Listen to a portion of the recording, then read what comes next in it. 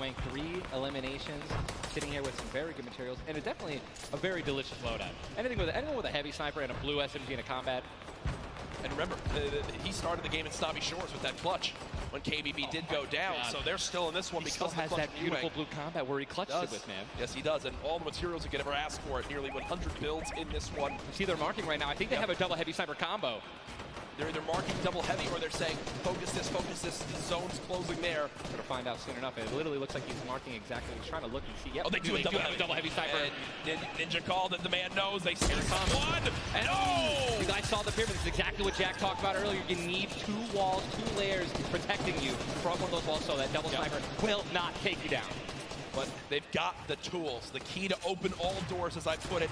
And this zone, Ninja, it just moved over a mountain, man. It just moved onto the side. The safe zone is right now. It is moving in towards Pleasant Park. Guys, this is absolutely insane. 51 players still remain, by the way, in a circle this small. They're just trying to get as many limbs possible as people are rotating in. Mitro on the bottom right of your screen with that minigun has 631 bullets to spray down with Mongrel in a fight. Gets 1 player weak, but does have to back up. Didn't get the clutch. Someone else stole the kill from him. Mitro gets choked as well. Still have a launch pad, but again, when you're in a situation like this, low ground, they're getting sprayed with nothing but grenade launcher shots and frag grenades, and they're both going to be eliminated, and Mongrel also, Airwax just went down as well. And you see Cease in the elimination feed. Does look like, remember early on, Elevate did go down there. That loot looks so delicious. Zane go for it. Zane and Saf, do they do it? Do you go for it? There's a launch pad there and so many materials. This is game-changing loot right now. They've got the builds to go for it if they want. They're gonna do it. They're gonna make the play. A gold combat shotgun too, man. Zane and Saf, uncontested. That's one of those risk versus reward plays that can help set them up for 2 victory royales in a row. Mongrel and Mitro's loot too, man. Oh, that was making a statement. And we know that was juicy loot. They're making a statement saying, listen, we're from NA, we're here to play. Taking out the evil, they didn't know they took them out, but they're definitely taking their loot. Yeah, for sure, as they are still above this. So great rotation items too. They both each have a launch pad, both have 2 shotgun grenades, and they're gonna go. He didn't get it though, they try to get both at the same time. Gonna be flying, and this is it, another massive rotation going to be taken to the center of Pleasant Park. They're 167 damage above the threshold, so they're looking pretty good right now. The question is, are they going to keep mid-ground, go for low ground, high ground? What's the play? They didn't get the full launch pad. He might have to use his own. Yes, he does again, and that actually works out. He hits his head on something, which takes him down from having to, fly all the way up and float and get beamed. As they're going to challenge high ground right now. Zayt and Saf looking to do what many would think was impossible, which is win back-to-back games in the stack lobby. Just saw Falconer in the feed as well. Arkram with an elimination too. 19 duos left as we're moving towards some placement to back Ninja, and these duos know exactly that. 3 points if you make it in the top 15, which could be the difference between first and dead last. What are they going to do? Are they going to prioritize rotation in and not taking damage, or are they going to try to play it a little risky and go for the elims? If you're going to be going for elims, definitely open up to a lot of spray, shotgun shots, AR shots, someone suddenly taking the high ground on you. So it all depends on how their play style can unfold, man. Many more duos remaining in this game, unlike the last one. Safe with another elimination right there on a KBB. You got Snappy and Red Rush on the high ground, and Sab over the play. The high ground goes for the high ground. Take, will he get it? He's gonna get it. He has it. Zayt's got high ground. Zayt has high ground as they go to try to push for 2 victory royales in a row. Saf is there as well, but Snappy just appeared right behind Saf and shotgunned him down right there. Zayt right now is going to have to concede to the high ground, giving it to Snappy. And he's just going to have to stay alive as long as possible, try to get some placement points. He is obviously a talented player, top player. He can definitely make something happen, and I'm interested to see what he's going to do. Cease has been by himself since the first moment of this game when Elevate went down at 98 players remaining, and he's somehow still alive. There goes Mega. You've got Darox and Item on the low ground. Vorwin getting chopped down as well. Zayt with about 100 HP. Uh-oh. Here comes Vinny and Zexro. They're trying to challenge for the high ground. Keys right now being held in the storm with 5 limbs. He's going to be eliminated from the back. Zayt taken down as well. Snappy still with the high ground. Zex and Vinny and TSM crew looking good, and they're going to take it. They just took high ground. Snappy gave it to him. And they just got the high ground. Great use of the shockwave as well. Vinny as well as Zexro on hype for the moment. 5 eliminations so far. They're putting their names in the hat for potential victory royale in this game. Go down, right? They want those limbs. Forward now with eliminations back-to-back. 4 players left in this one. Zexro and Vinny spraying from the high ground. It's a 2 versus 1. The player right on the edge of the zone. The shockwave into the air. And he's going to drop on down to height for the moment. The spray coming on in. It's not enough. Zexro and Vinny. TSM takes game 2 with style. Both alive. You love to see it. The victory royale and 7 eliminations. Look at that. Vinny's hyped, and Zexro looks like he was stunned. They forgot his fries on a fast food order. Why am I thinking about food? Oh my, you know, Jack, it's pretty expected at this point. But God, it's unreal. 2 NA teams have taken game 1 and game 2, and honestly, I think that we can all say that the teams hyped up the most have been easy. Guess what? Mongrel and Mitro, man, they've also been performing well. They still have so many points from eliminations. Yep. Oh man, what a great shotgun shot. They were perfectly in sync. They're even jumping and shotgunning at the same time. Vinny, pop off, man. You love the pop off. So hyped. Zexro's about to start cranking 90s or default dancing in the lobby. Like he's trying to talk about literally what are they going to do in the next game. Yeah. Like that's what that focus is. That reminds me, I've been in this situation before. He grabbed his hand and took it for himself, man. That's a top teammate, man. Great synergy. What a start to today's competition. The energy in here is insane. I am looking around and there are thousands and thousands of people filling up the Arthur Ashe Stadium live from New York City. Again, my name Jack Courage Dunlop, joined by Tyler Ninja Blevins for what is the first ever Fortnite World Cup Finals. $30 million on the line this weekend. Millions will be tuning on in from across the world. There's so many ways to watch, and we're just 1/3 of the way done with today's action, and it's already been fantastic. I don't even want it to end, man. I could be here all night. These games are incredible. Yep. And just listen, if you guys are watching at home, you guys want to be here, right? You guys want to be competing. Take notes. Yeah. Watch these players. Watch how they build. Watch the fights that they take, the way they rotate. And we'll see you guys here next year, man. Well, guess what? Game number 2 ended with style with the North American duo of Vinny and Zexro taking it there on the floor with none other than Jordan Fisher. Thank you so much, Courage. I appreciate that. NA showing up and taking care of business. Games 1 and 2, Vinny and Zexro with a fantastic in, both together, which is an incredible thing, right? Walk me through the just in-game for you guys. So the comms are kind of hectic because of the noise, but we're just really good at playing together. Like, we're the longest duo that have played together. So yeah, we're just not Great. Fantastic work, guys. Back to you, Ninja and Courage. JD! Thank you so much, Jordan. The duo of Vinny and Zexro, you know, they've always been known as being so aggressive. Yeah. From all the times we've seen them in these competitive tournaments. While they might be some younger players, they've definitely been around the block here in competitive Fortnite. Again, you just see them, just like a lot of other talent here, always at the top of the duo qualifiers every single week. Even though they already qualified, they continue to keep playing, and practicing. Guess what? They just took the game number 2.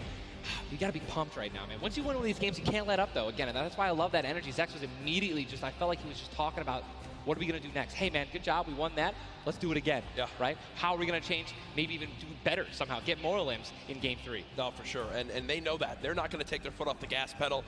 Folks, we have our standings after game number 2. Where are things playing on out? It is still Zayt and Sap at the top. Dubs and Mega at 18 points in second. Zexro and Vinny, with that performance, go from 0 points up to 17, Ninja. And that is the beauty of how this plays on out. Anyone can have a pop-off game and come right back. Mongrel and Mitro still in your top 5, as well as Serpent Hype, Darox, Item, Vorwin and Tux, Snappy and Red Rush all there. While Zayt and Sap do have a nice little lead right now, nobody is safe from the rest of this lobby. I'll tell you that right now. I mean, just take a look at the points, Courage. You got 11 points, right? Benji and Mr. Savage, they fell out of the top 10. But look at that. Storm and Epic Whale, 12 points. Daedra, M11Z, 12 points, 12 points, 12 points.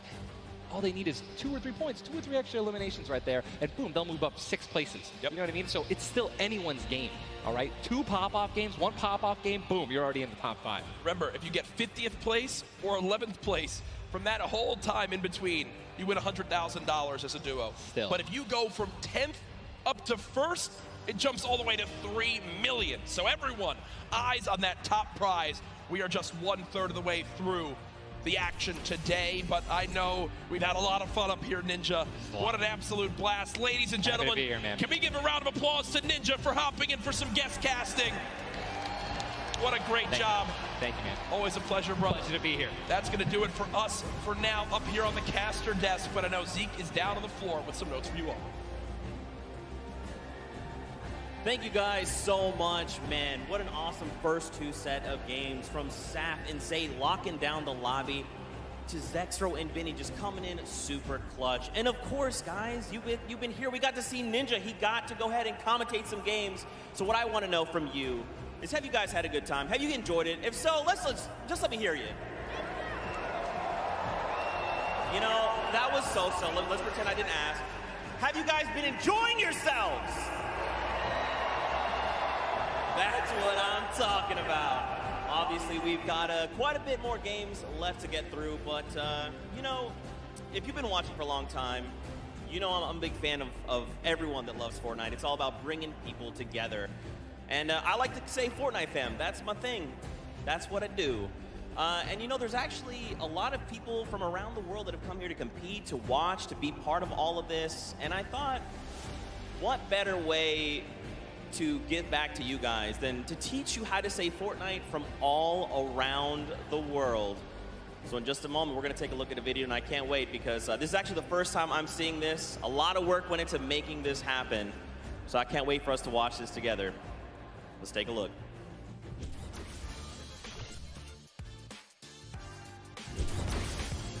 Hello Fortnite fam. 포트나이트 팬 여러분들 안녕하세요. Привет, Fortnite семья. Ni har åkt till Rio. Och kära Fortnite-folk. Jag är fan Fortnite. What's up Fortnite fam? Fortnite 팬 여러분들. 안녕하세요. What's up Fortnite fam? Hey, 저는 Fortnite fan. What's up Fortnite fam? Was geht, Fortnite-Freunde? 冠军等着我们。 What's up, Fortnite fam? Yo, what's up Fortnite fam? Are you trying to do the floss? Sorry, I'm texting. What's up, Fortnite fam? What's up Fortnite fam? What's up Fortnite fam? What's up Fortnite fam? E aí galera do Fortnite. What's up, Fortnite fam? G'day Fortnite fam. Bonjour, comment ça va les fans de Fortnite? G'day Fortnite fam. Cheer up Fortnite fam. What up boys?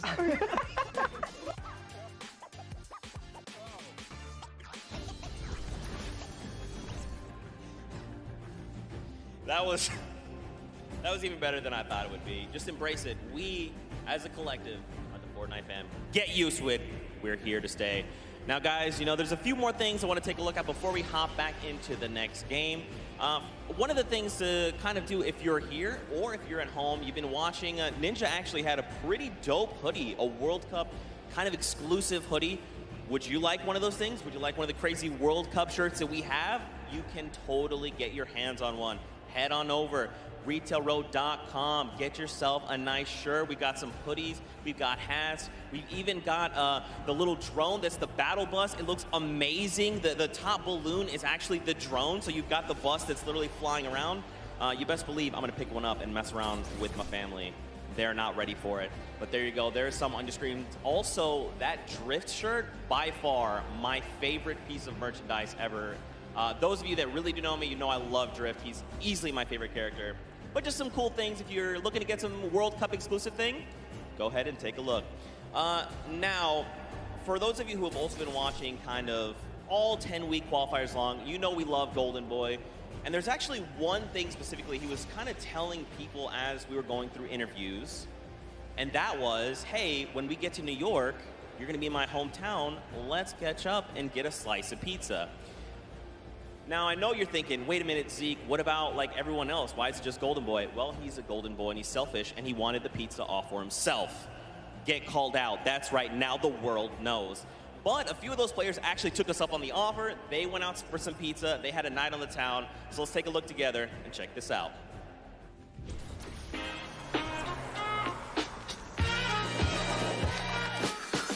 New York City. We got the Statue of Liberty, Central Park, the Empire State Building, and the first ever Fortnite World Cup Finals.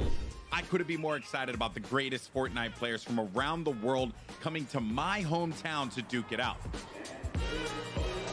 But before the action started, I took World Cup qualifying players Aiden and Chinkin out to show them the Big Apple, starting with PC Gaming Cafe Waypoint. What's up, boys? Welcome to Waypoint. Good to see you. Good to meet you. Good to meet you. All right, fellas, let's go and grab a drink. Let's go. All right.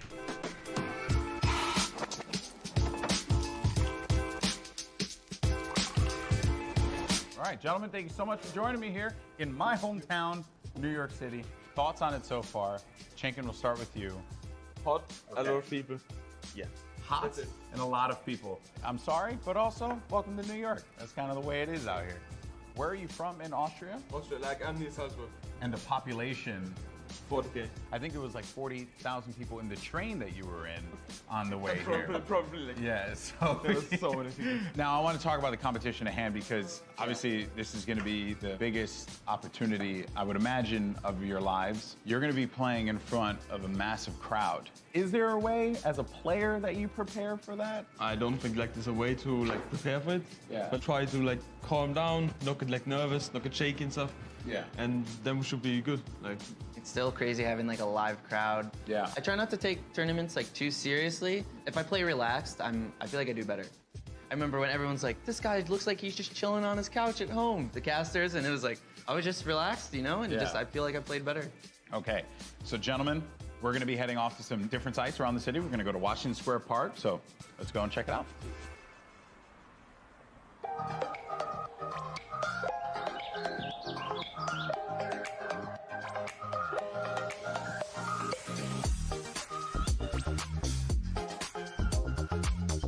All right, so now here we are in Washington Square Park, gentlemen. And I love the fact that we've conveniently set this up. I don't know what these pieces would symbolize. I don't know. I'm not too sure. Is it like king or queen? While we have this here, let's talk about competition. You guys are potentially going to be facing off against each other. Have you thought about that now? I don't know. I just don't want to feel the L2 spam like. Oh, you don't want to feel the L2 spam? I've watched them play a little bit. Him and Stompy, they're very like, I've seen them play aggro before. It's pretty scary. So if you have chemistry where you can play without even talking, you guys know what you're gonna do. That's like, a team like that's gonna win. So What you guys are going to experience this weekend, this is the first Fortnite World Cup. You're going to be playing for millions of dollars potentially. Has that even set with you guys yet? even if it's not me, I'm thinking there's gonna be millionaires after this tournament. There's gonna be millionaires. Life-changing money. I try not to be, I'm not like greedy about it or anything. It's really nice to see like people that nobody know about and they could just blow up off of this. All right, I'm going to dive more into that, but I think it's time to get a slice of pizza.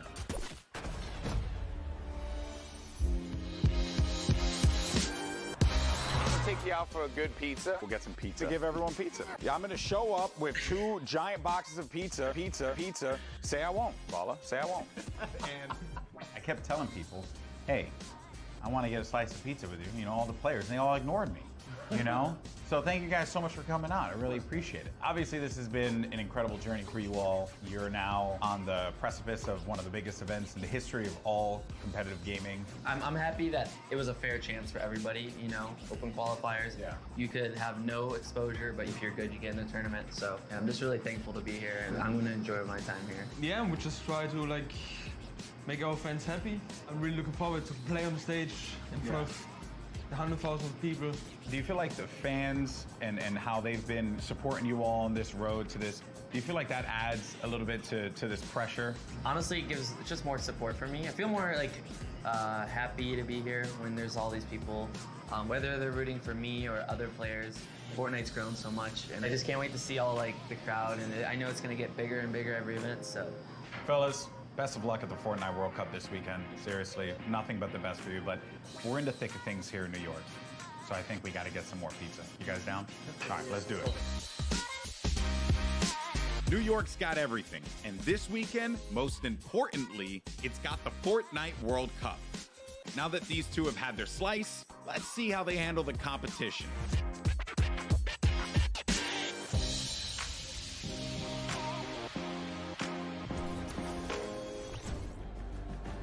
Good guy, golden boy. You gotta love him. You can't not. He's just the best, and it's really cool that he got to go out, hang out with Aiden, get some pizza, and, you know, just tour New York. You love to see it. You love to see it. Now, guys, there is actually a dynamic duo that we want to talk to. We actually have Jordan Fisher standing by. He's going to be chatting with Nyx and PF Zin. These guys qualified back from the Brazilian region. They've got some things to say. So Jordan, let's go over to you. Thank you, my friend. I've got Nix and PFZen here. Nix, you have been absolutely dominating in the last few weeks, especially where the solos and the duos are concerned, being the first Brazilian player to qualify for the World Cup. Can you talk to me a little bit about the dynamic that the two of you share as partners? Nix, você estava dominando nas últimas semanas, principalmente para os qualifiers da World Cup. Você pode falar um pouco sobre a dinâmica de vocês? Eu e o PFzinho costuma jogar bem agressivo e tentar pegar o máximo de eliminações possível. PFZ and I, we try to play as aggressively as possible and get as many eliminations as we can. As you should in the name of Battle Royale. Right now, PFZen, you seem to balance out the fiery kind of loose cannon nature of Nix, who is obviously a dominant player, kind of helping him set up for a solid end game. What's it been like to work with such a young and fiery player like Nix? PFzinho, você parece que você consegue contrabalançar o estilo bem incendiante do Nix. Então, como é que é isso para você fazer esse lado mais balanceado da dupla? Basicamente eu tenho uma role de suporte, então eu meio que fico nas backlines e ele vai na frente. Quando a gente tem o high ground, por exemplo, ele tem a função de ficar embaixo matando todo mundo e eu controlando o high ground. Basicamente é um lado mais estratégico, enquanto ele é o lado mais agressivo. Basically, I have more of a support role. Whenever we're in high ground, I'm just more in the background, supporting him. Like he has a more aggressive role. Setting him up. Yeah. To fire the loose cannon at the end. It reminds me of the very W key in a West that I play on all the time, and that has really, just got me cranking my 90s on a regular basis. You know about that courage, right? Am I right? Back to you. Whoa. Jordan, it's back to me. Come on, Courage, he's just found the chicken parmesan. Someone whispered the word and he went running. You hate to see it. Also, big shout out to Nix and PFZen. I actually chatted with Nix very quickly. He walked up and was like, "Hi, I'm Nix." And I'm thinking, this guy knows how to talk. So I talked a bunch of stuff, told him how much I loved him. Turns out he didn't understand any of it. So I had to get a translator and tell him that I love him. But that's how things go. Now, of course, guys, I know what you want. You want more games. We have 4 more on deck. So I think for now, we're going to send it back up to Golden Boy and Monster. They're going to get us into these games. So how's DJ Mike Realm? Play us in.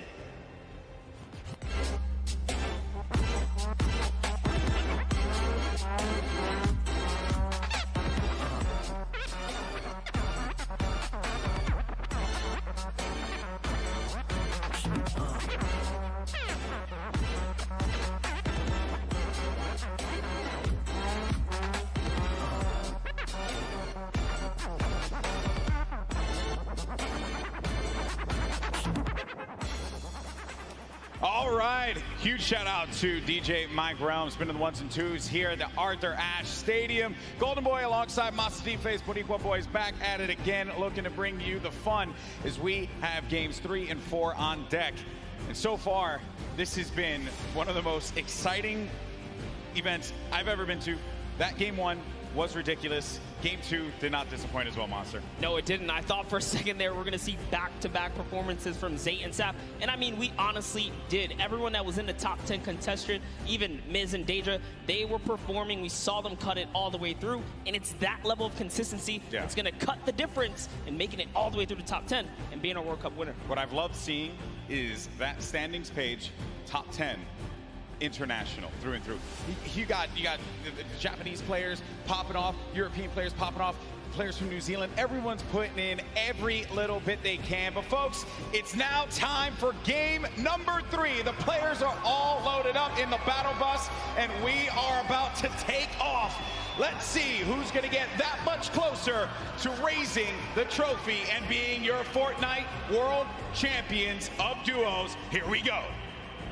Keep it going, Golden Boy, because we are jumping into game 3 as these cameras populate your favorite competitors are here. They've made it this far. It's the duo competition. If you were nervous before, hopefully they kicked the bucket over this little break here, and they're back, and they're recuperating. I know I practically kicked the bucket after Vinny and Zexro won game 2, man. I was feeling it, man. It was nuts. And there they are on your screen. So the drop for the bus here, it's going to be a north to south one going right over that ice biome. It's going to cut pretty much center of the map there. And Vinny and Zexro, I'm very happy that they're performing this well, Monster. This is a duo that had so much success. Even going into the World Cup qualifiers, we all were like, yeah, this is a duo that definitely should make it. This is a duo that, hey, they could even win the whole thing. Yeah. And then tragedy struck as Zexro had a few problems with you know, arthritis and different things with his hands. And I'm make sure I'm getting that right. And I'm just bummed out about that. Good to see them here showing up, man. That's huge. I mean, that's what you expect of our competitive veterans, specifically Zexro, Vinny. They go back to as many of the LAN tournaments that we've seen, as does Zayt and Sap. But anyways, look, in here we have UN KBB. He's going to take down Mexi. Is Scram close by? Is he close enough? And this is a battle going down in Snobby Shores. So off the rip here, we have players getting dropped. That's actually going to be our first elimination. Lucky for us to catch that one. But there's shots coming in from the Viking Island right up above. And he just kind of turns a corner, sweeps him up, catches that full elim there. So that's his now. He got a little toe-to-toe action here, Golden Boy. Very rough situation to be in here, but Zexro now looking to engage in this one. Potentially here's going to have... We're going to go over to his POV now. Kind of get, it's a little wild, man. It's like just getting the bearings all together here, I think, for the players as well. That moment where they can just have that conversation. What are they going to do? How are they going to just implement their strategy going into the next game? What is that strategy going to be? Do you mix it up? Do you change your drop spots? These are things that are going to be so important for these players. The time that they can take to just communicate with one another. Now, Scram looking to be potentially in a world of hurt here. We heard from Nyx, PF Zin earlier on. This is the Brazilian duo. I don't think they know that. Yes, they're Scram. They're going to be on the hunt for him, so they know that he's around here. They're just trying to sniff him out. Yeah, and if you were in the players' lounge, you could feel the tension, specifically when we brought up the Brazilian duos, the Brazilian players. These guys qualified, and they qualified with heavy elimination. Nyx especially being one of our only players to like literally qualify as hard as you can in the, you know, for the weekend. He was at it each and every week. You constantly saw him at the top every single time. It was so impressive, and also qualified for solo, so we'll be seeing Nyx tomorrow. And then you got Scram. He's got 2 eliminations, but he's just hiding this one out. He hears them making all that ruckus, all the noise around him. And Scram just does not want to give up his position. Perhaps he grabbed his teammate's reboot card. He's maybe looking for that play. But Nyx and PF Zin, they have to have an idea of where he's going to be located here. Yeah, he does not want to give up his position here. He's actually just hiding in the basement right now, hoping that these guys just kind of blow by like dust in the wind right here. As Nyx and PF Zin, they think it's clear. They think it's all good because they came in and they just wrapped up one of the other players. They actually didn't initiate the battle against Mexi and Scram here. So Scram might just get lucky and be able to kind of sneak on by as he hears this powerhouse duo, this Brazilian duo, kind of loot their way through and make their way to the zone soon. And loot they definitely will, because they're getting a lot of resources out of this. Scram over in the distance, he's going to be out of there, but now we're making our way over to the action. It's happening with 7SSK7. Got Spades and Crims now looking to push on for this fight here, potentially. Got some shots going off. Crims is going to play that overlook position, getting challenged there, and trying to use that advantage from the download, a little bit of that right hand, right? Just see if he can get a peek in there. Does get tagged up, Crims. Guy does back away there, does manage to build out. And Spades is going to force him out. There you go. So they're just right now playing for that positioning, and I like the fact that they're using these, you know, the natural high grounds, right? Get to the top, hold it down. Don't really focus too much on just trying to get in their face quite yet. Give yourself that moment of opportunity and really get a lay of the land, and then going for the engagement. Yeah, absolutely. The best duos will try their best to isolate their opponents, really force them into, you know, very weird situations like this, force the 1v1s, and hopefully get those free shots, and then pursue the push here. So again, look at how now they're split up again. So Spades and Crims are doing a great job here, pressuring and isolating their opponents right now. And so far, they're definitely dictating the pace of battle here. Yeah, that's what they want to continue to do. They're suffocating them. Plain and simple, right? not let them get any kind of movement there. I mean, Jamside and 7SSK7, they're having a conversation of what the play is. What is the movement going to be? But Crimson Spades are not going to allow them that opportunity to breathe. That's going to be the down there. Crims managing to knock down Jamside. He's looking for 7SSK7 around the corner, and that's going to be the elimination registered. Both players are going to be out of there. And a big win there for Crimson Spades. What a clean push right there. Crimson Spades have so much to prove here because when they qualified, they were kind of looked down on like, wait a second, was it luck? Was it not? No, they're here to show it off and show why they're at the World Cup Finals. But now, hopping back with Miz and Daedra, we saw them have a great game one, came out top 10, and they're still in the running. They're in about the top 10 right now as well, based off of eliminations. Not necessarily picking up too many placement points. They're heavily dependent on just piping up these players at these points of interest, and looks like Lucky Landers is theirs right now. And they'll have that, but let's see. Miz and Daedra. They linger about it. I love the fact that you go to this hot spot here, so there is going to be a bunch of free items that you're going to be able to pick up on. Also, you're going to have that circle advantage. It's right there, so you don't got to worry too much. You can continue to focus on looting. The high ground has been lost, though. Miz needs to be careful. Where's Daedra at? He's going to be right next to him, trying to get these angles. So what they have to do, they have to stick together. Looking for the sound cues right here. Can they find their opponent, catch a nice little low ground peek right here? Low ground is definitely underrated. If you can just kind of peek out, catch a big shot, you're almost guaranteed a headshot, which is a big multiplier. Yeah, players don't really think about that, right? Like you always see Fortnite players go after the high ground. That's the bread and butter for a lot of players that play this game. But you know better than most that the low ground can pay dividends for you if you know how to take advantage of that positioning, and maybe some overzealous players to try and get aggressive on you. You got Gustavo along with Wishy. I'm actually very interested to see if Gustavo's going to lead this push here, because specifically between these two players right here, this duo, this Brazilian duo, Gustavo doesn't necessarily lead the pushes. It's Wishy. Wishy's the aggressive one here. So he has the ultimate high. He's always looking for the shot. What are they going to do? It's just a nice standoff. Yeah, and that's this whole event, right? Players have just been very cautious about what they want to do. They are not trying to get too aggressive in these fights. They know what's on the line here. Millions in prizing is on the line. You do not want to make a bad decision. Be one of those teams that are eliminated out early on. But Gustavo's going to be putting shots down. Focusing this player, forcing him to actually build up. He has no builds to work with as well. 19 HP remaining, and just a hope and a prayer, but unfortunately for him, that was not going to be enough there. Gustavo's out. Wishy isn't going to happen for him either. And Miz, he's feeling it. That's going to be 2 elims for this duo. You gotta love the snarky little smirk right there on his face when you get those 2 points. Smirky. Feels so good. It's really good. It feels really good. And then Volks and Parpy. And look at this. Parpy actually dealing with this battle. And this other player that actually got the high ground against him was focus firing on Volks. Parpy pushing back here. I wonder, you get split up like this, but Volks and Parpy, they love playing a very aggressive style. They'll get in your face. They'll box you out if they need to. Yeah, without a doubt, this duo was unmatched when it came down to eliminations in the qualifying rounds. They had the most, actually, and even pulled off a consecutive 5 victories in 8 games to qualify for one of the weekends. Volks and Parpy, another kind of reference to game 1. They had a great game 1. We saw them picking up duos, but we haven't seen them necessarily make it through the end game. All they have to do is kind of slow it down here, and that's what they're trying to do, but being split up is terrible. Also, in the distance, I just want to make note, Wolfie's a very aggro controller player. He's another one. I think that we've seen a fun mixture of players that look to get that safe approach to the game, and then others that just want to take early fights, get some points early on, because maybe they're playing that early game strategy rather than like focusing so hard. Like if you get late game, that's great, but you do want to rack up a few eliminations. Look how low the points are that have been thus far in games 1 and 2.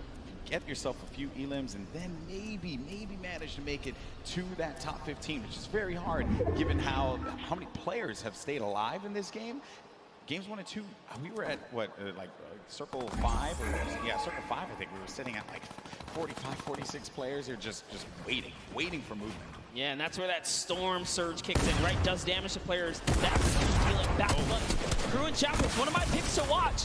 have sort of been struggling in the format so far. I guess when the real pressure's on, you know, the environment shifts, right? Everything changes. That's right. That's right. Everything changes here, and Crew does manage to get that shot off, or attempted to, with that tactical shotgun. It was not going to get the connection necessary there, but it did put the fear in the player to have to back away. Both players, well, respecting the space from one another. The stinkers come out. Crew and Chapix having to get out of there, and they're going to use those, I believe, the shockwave nades to just fly on out of there. Didn't see the purple over their bodies there, but they were able to fly on out of that fight.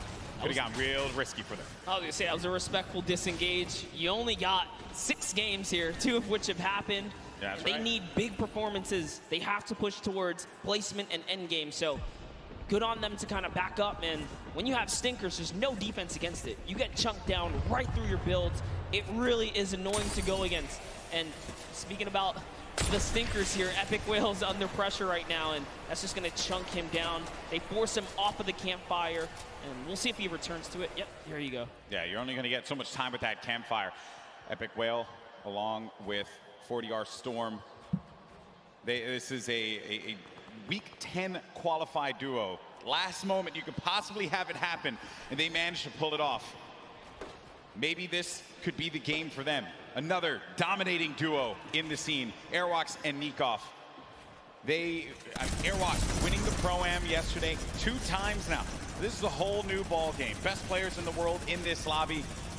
It's not going to be a cakewalk, and he knows that. It hasn't been the best run thus far for Airwalks and Nikov. Yeah, and it was their last final games there. Notice the text right there. The fast track Airwalks and Nikov qualified for the Fortnite World Cup in their final 7 games. That's intense. They were struggling so close on the cusp every single weekend, so close to qualifying. If it was 5 placements, they were 6 or so like that. It was that close for them. But jumping in here, Crew is going to put some pressure down, and it looks like his teammate has been traded out as well. He's already gone. Also going to see some eliminations over in the feed as well. You got Crew who just cleaned up on Volks, but Septic took out X-Mend. And then I think I saw XXM pop up there on the receiving end of a shot there, so we'll be out of the action as well. Crew by himself has 1 elimination. Gonna be looking to get as many points as possible. Now we're gonna be sitting with 40 duos left alive. We're going into the next circle here in just a little bit. It's gonna start to collapse. Salty Springs is going to be the point of interest for all of our players here. Got a lot of bodies that are going to be lingering outside. Some that are even as far out as Dusty Divot, like on the northern end of it, sticking around there. So maybe trying to get some last-minute loot, perhaps. We'll have to see. Here is Parpy looking for that peak. Volks and Parpy always tend to stay together, but wait a second, that was a tricky little shockwave right there. He did try to sneak his way into the build. He takes the wall. What are you going to do with it? Crew still looking for the replacement here. He gets it on land, takes the wall. 184. Crew's excitement, you can feel it from here. That was a huge shot. With the new tactical shotgun, the legendary. That's right. When you're feeling it, man. He went right for the fight. Ambitious, the young player there from Sweden, 15 years of age, man, and he's playing for millions of dollars. So many of these players. They're just young ones. We have a lot of young fans here in the arena today. Maybe next year this could be them.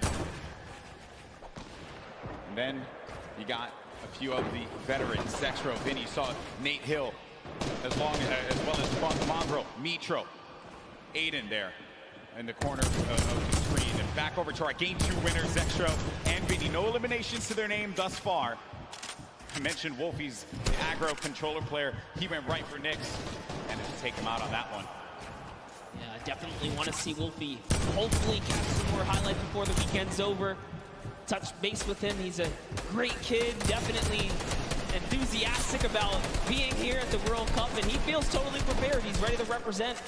He's one of the few controller players to actually qualify for this weekend. This is a big weekend for a lot of players, obviously, clearly. Here you have Cease and Elevate. They haven't found the rhythm.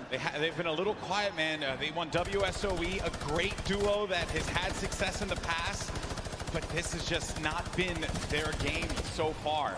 Got to get something to turn it around. The talent is certainly there. I think I saw someone on the Fortnite competitive Reddit mention, why is no one talking about Cease and Elevate? And I think it's just important to note that in order for us to talk about it, they got to start doing some things. And I think games 1 and 2 has not been their game.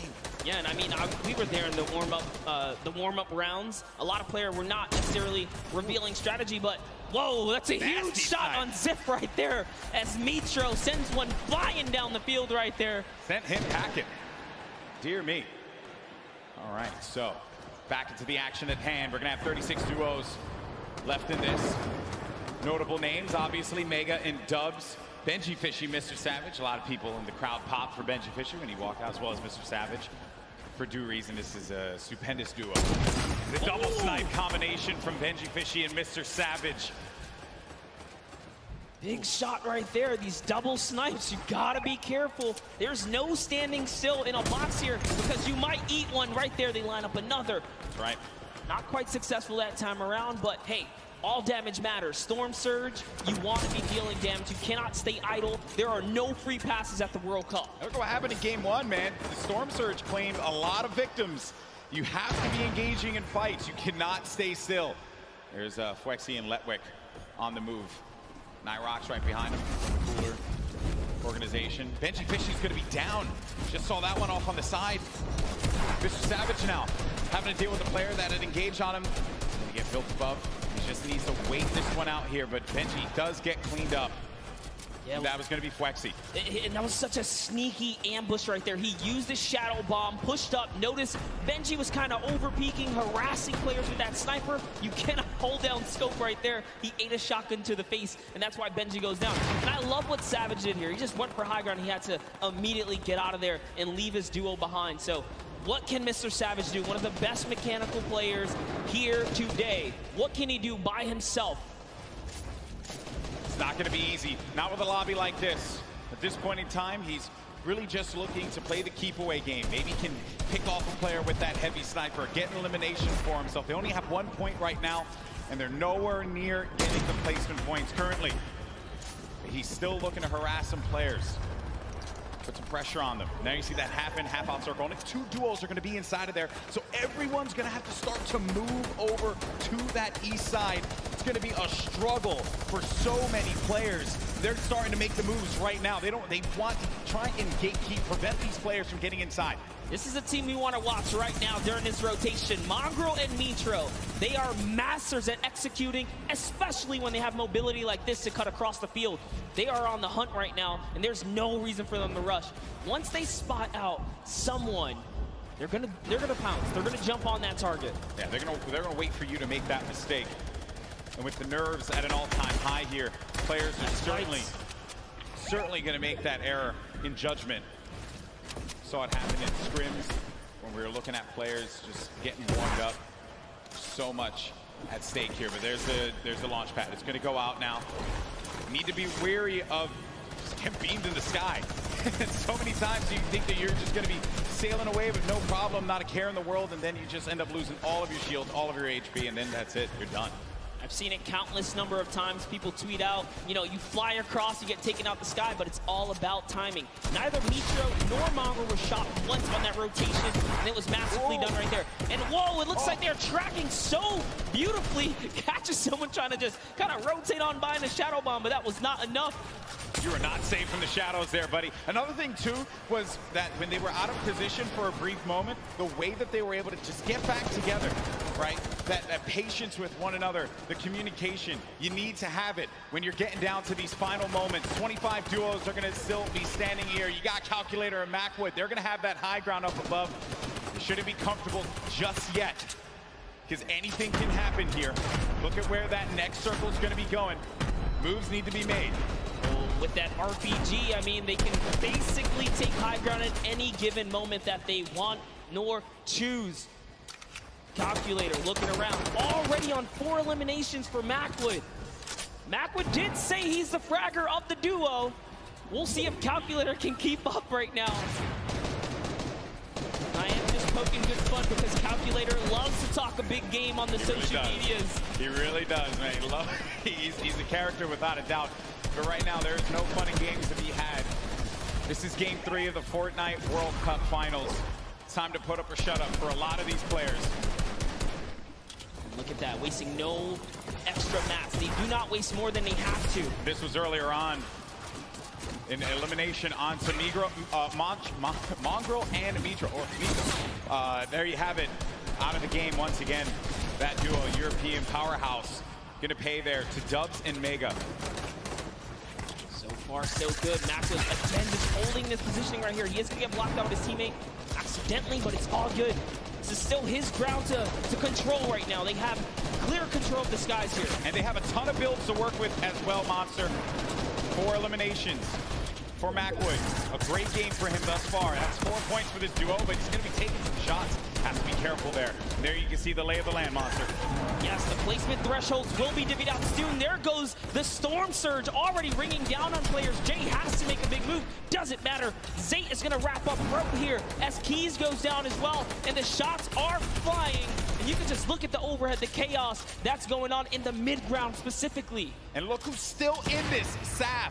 They're going to be in first place. If they keep this going, another dominant game for them, another high-placing game could be the difference maker to keep them in that first place position. Up on the high ground, Calculator and Macwood putting down shots yet again, not giving players any moment to be comfortable whatsoever. Look at the names that are here, though. The Rockets now starting to fly by Wolfies. Wolfies having to defend himself. Zane's going to be out of this one, so now it's going to be up to Saf. And Saf, he had to see his teammate go down, but his back's going to be to the Storm there. Now looking at Mega, who's waiting this one out. He knows on the right side of your screen, you can see it down low, that these players, they're going to try and force their way into his box, so he has to play defense. He has to disengage. And there's Saf, who just lost his teammate Zafe. Now he's going to be running this one solo. And then up above, it's Macwood and Calculator. This whole time, they picked up 3 eliminations from that whole exchange, Monster. That's exactly where you want to be. They're still putting this pressure down. And Zaf is looking for one, but it's Vinny who's going to take him out right there. So Vinny's going to find his first elimination, and he has so much health. He is in the game right now, although by himself because Zextro is down. And now Oslo, Bad Sniper, one of the few duos that are still left in this game right here. Arkham somehow, with a masterful rotation, he's still in as well. Bad Snipers at 11 eliminations with Oslo here. Wow, unreal stuff. Bad Sniper is going to be out of this one. Macwood and Calculator still owning the high ground. On the mid, down below, Dubs and Mega, one of the premier duos here at the Fortnite World Cup Finals. Could they get the high ground and wrestle the control away from Calculator and Macwood? Oslo waiting for Vinny. You can see that engagement down low, but we got to focus on what's going on above here because Macwood and Calculator, they have their eyes on Dubs and Mega, and they do not want to give them that freedom to dictate where they want to go. They want to try and pinch them. Arkram just eliminated Vinny on that, and it's going to be Oslo and Arkram down low, but you're going to have a clash, a 2v2 in the high and in the mid ground, and Dubs and Mega feeling that pressure, needing to just dial back here, wait a minute, because I think what they're doing is that they're just trying to see if they're going to run out of builds potentially. I mean, the play here certainly has just been defense, defense, defense. Yes, that's right. Oslo's now left by himself. All he has to do is time this firefight, so long as he doesn't bother them. But Dubs and Mega try to go for the high ground and make a fatal error. They fall to the low here, Golden Boy. This isn't looking good there. Mega and Dubs, they have the low ground, the ultimate low ground. Oslo's going to be outside, but they get the elimination. Calculator and Macwood, they're holding the high ground, and that's the victory royale. Macwood pops off in game 3. 7 eliminations for him, 2 for Calculator, 9 total, plus the victory royale. 19 points for that duo. Crushed it. There was just something about the loadout. Seeing that RPG once they already were holding the best point, the high ground. You just knew pressure, and that's what Macwood did there. What was it, 7 eliminations? Hey, shout out to Calculator too. He got a couple at the end. Yeah, he had his back. Most importantly, Dubs and Mega constantly playing that defense. Credit to Macwood and Calculator for the way that they continue to apply the pressure. And then it was the shock, sending them down low, forcing them into that engagement. Credit to Oslo now, who threw traps instantly to see maybe he can get a cheeky trap elimination. Didn't work out for him there, but a top 3 placing for him. Certainly got to be happy with that one. And then it came down to the final moment when Calculator and Macwood together were able to push his player with their combat shotties. Boom, that's the game. And look how happy they were there. So good. Gotta love the reactions right there. Whew. What a game that was. Had a little bit of a slow ramp up, you know. But that's what Fortnite will do to you. You're just talking, you're having a conversation about where the positioning is going to be, and then out of nowhere, boom, you're in the action, you're in the fight, and things start to get wild. Great game there for Mac winning Calculator. Calculator winning on the world stage, man. Look at that. Eat your heart out, Reddit. I gotta say, you know, I'm sure he's proved a lot of people wrong, and you have to respect it. Yeah. But, Golden Boy, I want to see where we stand here. Where are we right now? So at the top, it's still going to be Saf and Zate with 38 points. They have that victory royale from game 1 and 16 eliminations. Mega, Dubs, second place, looking pretty. No victory royales for them thus far. You saw Zexro and Vinny do the same thing, but it's Calculator and Macwood that jump up to 6th place. They have 22 points total, 12 eliminations in that game. They're finally in that top 10. I want to take it one step further. Bad Sniper and Oslo jump up to 13 total eliminations. They didn't have anything up until this point. They just had one great pop-off game. Yeah. And suddenly they're in the running here. It is anyone's game in the top 10 because you have to be consistent. And again, there's always those wild cards, those pop-off moments. And here's a look at page 2. Any of these guys are still in the running right now. You got Bell and Scarlet, who've been wrestled out of the top 10. The Japanese duo who had a premier game in game number 1. Benji Fishy, Mr. Savage saw their demise earlier on. They're going to have 13 points there, but you saw the standings, and we're in game 3. And these games are going to be so critical. Games 3 and 4 really set that tone, because once you get into like game 5, a lot of players are going to be down low. Like, there's opportunity for you to try and get your way into that top 20, which is where you're really going to start to get a lot in the prizing. But for the folks that are going to be sitting in top 10 right now, they're going to be feeling very nice about their current standings. For game 3 to be in 2nd place, Dubs and Mega, and then Saf and Zate still performing so well. And that's the crazy part. Dubs and Mega, everyone has been rooting for them. They're like that wild card that came out of nowhere, and they really swept the competitive community hard lately. Yeah, that's right. So I did get word. We have Jordan standing by with our winners from game 3. Jordan, take it away. NA really showing up and showing off today. It's amazing, seemingly tapping in that nail on the coffin. Such a please pardon the pun, I have to say, calculated game here from Calculator and Macwood. Guys, well matted, well utilized. You dominated high ground, seemingly all of that in-game there. Walk me through that process of getting that high ground, attaining, and then dominating for the rest of the game. Well, we were able to pick up 2 lucky eliminations on that outer circle of 4th zone, I think it is, and we were able to use our mats to build up. We were lucky enough to get half and half, and we were able to just beam people out of the air, hold high, and got lucky with a couple zones. Amazing. Well, I mean, again, you had 3 games left to go. The strategy, is it going to continue to shift around a little bit, or are you guys going to maintain what you've been working on thus far? I didn't hear the question. Strategy, maintaining thus far. You guys have a very calculated and very patient game, seemingly leading all the way up to the end of the end game. Right, walk me through your strategy for the end of the next 3 games. Shoot them in the head. Shoot them in the head. You heard it here first. Back to you, GV and Monster. Calculator gets one opportunity to show the world his prowess and knowledge of Fortnite. He just says, shoot them in the head. You gotta respect it. You know, some people, it's just that simple. And hey, man, maybe he's just wired that way, right? We're all wired a little differently. Calculator has clearly got his head on his shoulders, and he's ready to just shoot things. Yeah, but Macwood was the one doing a bulk of the shooting in that last game. 7 eliminations for Macwood. He looked so great, and you would expect the young Calculator to be the one that leads the charge on slaying, but Macwood, man, holding it down. And let's not get ahead of ourselves here. I mean, you know, Macwood not that much older, right? But I think it's just important to note that you have to have teammates at any point in time to just pop off. Like, you need that. It's so necessary. Got to trust in your teammate. That's what makes a lot of these duos so successful. Yes, I mean, we've seen it from the start of every round. Some teams are just more aggressive than others, and they know how to stick together. A lot of great moments in that game, and good news for us is that we got Sundown standing by to break it all down. Sundown, over to you. Thank you so much, Golden Boy and Monster. Now, we talked about Safe and Zat. We just got to talk with Macwood and Calculator, but Dubs and Mega had an incredible game from the early into the mid that they transitioned into a top 2 performance. So let's dive right on in and see what allowed to make them into the top 3. First, notice their elims in the bottom corner, but the rifle fire together. The second they see the shield is down, able to pick up 1. Mega is the one who is leading the charge here. He picks up all 4 of their first elims. You can see While we're placed down, and the trap is so intelligent. Double ticks going through, places the ramp so it's phased, knowing the yellow is there, pushes in. 2 more elims, chug splashes. Dubs stays up with just barely enough HP, and you can see he's trying to trap the floor every single time. Gets the mid-ground control. 5th elim for Mega. We talked about how high their ceiling was, unfortunately using the shockwave to go down and end up at a low ground disadvantage. Calculator and Macwood able to ride it out, but now Mega and Dubs have pushed into that top 3, challenging to be the first ever World Championship duo. The team who has possibly the highest ceiling, full qualified solos and duos.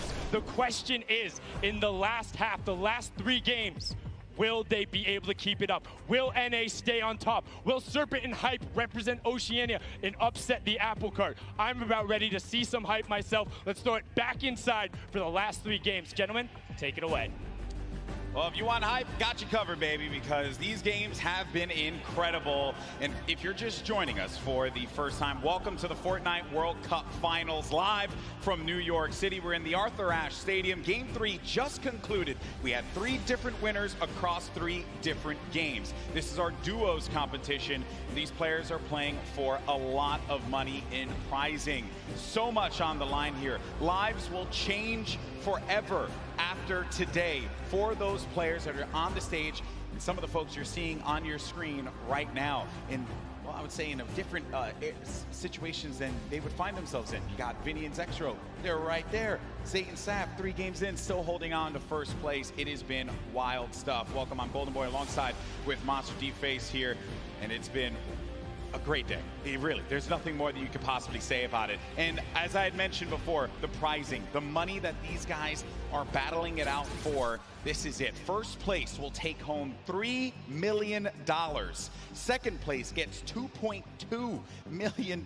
Like, that's just absurd. You get in the, where is this here? 4 millionaires, 4 millionaire duos before the weekend is over, not to mention all the fame and clout that comes with it. So I think you'll be pretty well off at that point, but everyone's a winner here. We're here to celebrate all of the competitors that made it this far to the Fortnite World Cup final stage, because those 10 weekends of qualifications were not easy. Yeah, when you get into 10th place, that's where you really start to rack up the coin. But Game 4 now about to begin. Here we go, folks. Let's see who's going to come out on top. We've had 3 different winners, but our top performers have been consistent through and through. Are we going to see a repeat winner? Are we going to get a new one to add to the list? It's now time. The battle bus is loaded up. Let's start Game 4. And you know what? Every game so far, we've seen a new winner. I love that. Same thing with the Pro-Am. There was always some new duo showing that, hey, we've been playing this game. We're ready to take a victory. Everyone here has the potential to come out on top, and you see it unfold in those final moments. Throughout the weekend, we've been doing interviews, meeting with fans, and talking to people, and a lot of folks have asked, who do you think is going to win? And I know it sounds like a cop-out answer, but I'll be very real with you all. I have no freaking idea because it truly is up. It's up in the air. This is a battle royale game. At any point in time, you can have Macwood and Calculator just having the game of their lives in Game 3, and now look, boom, they're going to be sitting in the top 10. I mean, how do you even predict that? We nearly saw it with Zayt and Sap. I think anyone with good logic can clearly put their money on people that have had prior experience, but even that is not enough because Macwood and Calculator showing that, hey, you know what? We don't even need that. We're here to slay. Dubs and Mega, they're in 2nd place. They made their names in these qualifiers that led us up to this point. They did not find themselves in land. This is the first time these young men are up there playing on this stage. When I was their age, I couldn't even believe that I would be capable of doing something like that. And they're doing it, and they're doing it with style. And then to make matters worse for everyone else in the server, they've been so consistent, deadly through and through. Yeah, that's right. And they're in 2nd place, no victory royale. So just showing that if you step to their box, you're gonna get hurt. We saw Mega with a masterful, and I mean beautiful performance under Storm Surge pressure. He didn't even blink an eye, still fighting other players, fighting his way out of that desperate situation. Volks and Parpy, let's just hop into this duo right here. We'll talk about them a little bit. They are known for sticking to the hip in PvP. Yeah. Earlier today, we saw Volks get traded out, but it wasn't just like an easy trade. They were actually winning the engagement up until that point, just showing that they have the skill. And that's the OCE region, right? One of the most feared regions here at the qualifiers, because of the fact that you just had to get a ton of elims. You had to be #1 in the region. When talking to players, I would ask them, what are you looking to avoid? And every time, if it was, you know, the NAU players, they would say, I'm just trying to avoid OCE or Brazil. I don't want to have to deal with that. Because they play the hyper aggro style, and they just don't care who you are. They're going to go for the fight. I mean, you saw Scarlet and Bell in that first game. I truly thought they were going to take the whole thing. It was so close. Even Sinnoh in the Pro-Am yesterday, another top player he finished second. Region, finished second. And he was just, I know it's a Pro-Am, obviously a different competition there, but he was just going into boxes. He didn't care, not a care in the world for them. Now Volks and Parpy, you find a player above here, right by the jet stream. And he hit him once for whites already, so that means there is no shield on that player. You can have up to 100 effective shield. That player's dangerously weak, and folks is just keeping an eye on him. He doesn't know if he slipped out already and says, you know what, I'm gonna go back to my teammate. It's a little too risky getting split up here. Yeah, play for the mid to late game in this situation now, but 7SSK is gonna be dealing once again with Spades and Crimson. It seems like just a constant for them. They cannot seem to win out on this fight. Crimson's going to be down though, so the advantage could be going in the favor of Jamside and 7SSK. Spades going to have the high ground, now having to deal with a 1v2. Does he have what it takes to pull this one off? He doesn't own that wall. He has no more builds to work with as well. They're going to push out, and Spades couldn't deal with it, and that's going to be the win there for those two. You would think for Jamside and SSK, like, hey, you know, we've been landing here, haven't been successful. Do you mix it up? They say, nah, I'm going to stick to my guns here, because everyone's a winner, regardless. The VP boys coming out on top. Week 6 qualifiers for them. And they just need that game, that one game. So many of these players get that one game that catapults them into the top 10. And then the momentum shifts, the confidence starts to rise up. You think to yourself, I am capable of being able to do this. Mongrel looking for it right here. Love this dual perspective right now. Mongrel's actually looking for a side angle. He's going for the offense, pushing out. Is he tracking this player down? It's really hard to tell. They're getting into, really just going deeper into Neo Tilted. If you hang on the outskirts or by the slips, you're at huge risk for getting dived onto. It looks like they say, you know what, we're just going to continue to push on through. Those guys dive off, and those markers are actually the trackers. They say, hey, they're going this way. Mongrel still wants a piece of this. Keeping up with where players are moving in the crowded Neo Tilted, a new area that was introduced just a little while ago. Some players made Tilted Towers their home. This was a drop spot for so many, the likes of Nick Merckx, Aiden, right? But ever since it changed, you started to see players second guess whether or not they wanted to go to the new Tilted. Talking to Aiden earlier, actually when we went out to go get pizza and stuff, he had mentioned like Tilted's just a whole different beast now. You know? Just not something that he really would want to deal with. That's why you don't really see him going that way anymore. Yeah, it's just a different lay of the land. As things start to shift, different comforts kind of tend to evolve and whatnot here. But we have Twiz in cover H looking for a push down right now, and they have the positioning, they have the high ground, and it's just a matter of, do we want to dive down? They don't want to give up their angle. They know this duo below them have a flint knock. Flint knock can do so much damage if you peek the wrong way. Minimal's gonna hit you for about 80. This duo from New Zealand, we had a chance to talk to them for that piece, and great to see that friendship, the communication that they'll have with one another, something that a lot of these duos that came together for the Fortnite World Cup duos portion of the finals don't really have. They don't have that cohesion, that chemistry. That blows out there right now. Keenstar and Hunter looking to defend themselves right now, and it's just a cat on. Yeah, I was a little worried about that duo that was coming in, but the storm is creeping up now. This is only phase 1. Nyx gets knocked by Zexro. Saw that in the elimination feed just a second ago. Ayudame and Derox out in the wide open. And it looks like, actually, they saw Mend right there building by himself in a one poor wooden shack, and they're pushing the shack now. So Twiz is going to hear these shots off in the distance, but looks like we're hopping over to the Loot Lake area where it's Macwood and Calculator going against Daedra and Miz. This is a top 10 contenders right here. The Game 3 winners now having to deal with Daedra and Miz. Shots as well, snipe shot. You just heard that one squeak by Daedra. Need to be careful there. There's some more shots being laid out. Disengage as well. And they're just really pushing them away from here because you've got to get to that safe zone. Don't want to have to deal with the storm, obviously. It's still early games here, so you're not going to be ticked for too much. But you're really looking for this next zone where you're going to start to move here. And this, again, the game is going to be so slow in the start because as you get closer and closer to the end, game 4, critical game, Monster. So many points you can earn from this. Flying into the top 10 potentially if we have a new winner that was outside of it. This is where players start to, I guess it really sets in on them that they're going to be playing for $3 million in prizing. Yeah, if it hasn't already, I don't know what world they're living in, but here it is. Twiz goes for the shockwave overhead, and it's Dirox who eats a chunky one right there.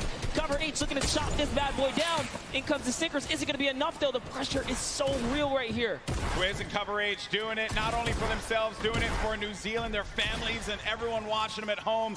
And that is going to be one elimination through. I saw that one pop up. That's #1 for the duo. The challenge comes in, and that's the win there. 2 elims total. Twiz gets them both. He tried to get out there and play the trap play, but it was not enough. 7 SSK and Jamside have rotated in from Paradise Found. Oh, no. Oh, no. Down comes the build. Oh, no. They should be close enough. Yeah, he is going to be able to catch himself, and the build battle goes off, Golden Boy. Cover H is going to be down. Jamside, 7 SSK7. You're looking at Jam's perspective here. Going in for the fight, and after winning that one out, it's going to be Jam and 7 SSK7 that get the better of the boys from New Zealand. They found their stride coming into game 4 so far, and that means they're in the running right now. 4 elims is enough to put you on just about page 2, top 20, and we talked about it. If you can make it to that top 20 bracket, you're still in the running so far because there are several more games left before this thing is over here. This Calculator finds himself very high in the sky right here. He's got a nice little base, and they're just waiting. Yeah, waiting it out. Norwood's going to be beneath them. And those are the players that were forcing him out before. Oh, no. Starting to hear the explosions, knocking him out. Wow, he actually sent a shot when the Splode came in and hit Cease with that? What? How was Cease knocked right there? Just, again, when it comes to Fortnite, you never know what you're really going to expect here. Players will always pull something out of the hat and surprise you each and every time. I was looking over at Macwood, who's playing defense. Calculator now really having to deal with 2 players angling shots at him. Macwood back into a fighting position, a fighting posture to help his buddy out. Yeah, and it's so unfortunate because they were just about to push to seal the deal on Elevate there, and that third party up on the mountain ruined that push. Slows things down. Elevated Seas having to deal with the Stinkers. Will be moving out of the fight now. I love it right there. He uses the Stinkers to back him off, and since he doesn't take friendly damage from it, he pushes right into enemy territory here. He's so offensive. He's on the enemy traps. Oh, man. Macwood gets owned right there. Not what you wanted to see happen after winning game #3, but Elevate and Seas, we mentioned them before. They just need that moment to pop off so everyone here in New York can see what they're capable of. Such a great duo, but now having to deal with another fight. But to Elevate, what a shot there on Calculator, sending him packing. Calculator did a great job, though. He did win his straight off against Cease. Ronaldo and Ziff are just nearby, though. Looks like they've heard the commotion. They're getting closer, and it's Norwood. Norwood's lurking about. He was like, you know what, getting closer, trying to see what he can do here, and Ziff's going to fall down here because of the shockwave. Yeah, Norwood was the one down low, hearing all of the action happening. Ziff and Ronaldo now in front of us. Do they manage to get this wall, just get ownership of it? But the ramp is going to be placed, giving him time to wiggle out of that moment of time. And Norwood actually used all of his shockwaves there to disengage. Yeah, it's not really worth it. By herself, evidently. Oh, man. And that's Norwood. Norwood tried. He didn't get far. He did not get far at all, my friend. But there's the other duo right in front of him. Ziff and Ronaldo have him in the sights. Ronaldo's going to be on the other side now. Engaging in the fight, not taking any damage. Such a good job, though. Good job by Zip here to come in and back up his teammate right now. He is trying desperately to get to his teammate here. This is great teamwork. Now they have the pinch lined up, and the trap is down. That's a siphon for Elevate right there. That siphon could be the difference maker for him. Ziff doesn't have any shields. He needs to take a moment to just pop the minis.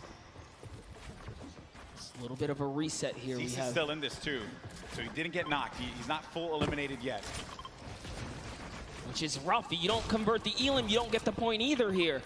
As Elevate is doing a great job on defense, but the Campfire heals down players as well. This is actually really, really smart of them to sit on the Campfire right now and just wait and buy time. Always looking to set up the phase through right there, trying to get through the build. Some shockwave comes out, and close but no cigar.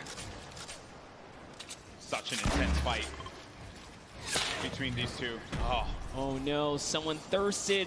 Snappy, he went for the shot from the distance. There you see him right there along with Red Rush. And then Zip down low on this island using not only the rocks, but also this metal that he had just built up for himself to get out of this. Zip is the target of the server at the moment, as everywhere he moves, he cannot seem to catch a break, but he is going to find a little bit of that high ground real estate right here and hopefully ease up the burden, but nope, has to change layers again. And now let's go ahead and take a look. Oh, and Zip is out of here. Funk, I could have sworn I saw Funk there, but no, I think it was, that was Elevate. Apologies, that was Elevate that did get that. But the secure was there. Moving on now, taking a look at the other side of the map. We have Stompy and Shinken still in the game. Mongrel and Mitro, Benji and Savage, Aqua. All of these duos, very, very powerhouse duos here. Yep. Close by right now. 4 eliminations for Benji Fishy. 36 duos remaining. It's going to be a loot late circle. So some water. Players will just have to build over. Nothing that these guys can't handle. A lot of open air though. Lots of open air. All right, Benji's at 4 eliminations here. He's been having a good game. They've been playing well. Been playing very good. 4 elims. Just the final moments, right? This early in the game to have 4 elims is actually huge, and I love what they're doing right now, just fishing for damage, because Storm Surge, you never want to be under the pressure of the Storm Surge. They know that with 50 players in the lobby, dependent on the zone, Storm Surge will activate, excuse me. So Force Sinkers is the perfect tool, perfect utility to have. Can take some damage down on any of these players, getting comfortable inside of a box. Now looking at this, got Vinny down low in a campfire. Saw Aiden and Sean there too. Had a few good moments for Aiden and Sean. It hasn't really been their event so far. Dude. 6 elims. That's insane. Having 6 eliminations already. Take a look at this stat right here. Damage dealt, 842.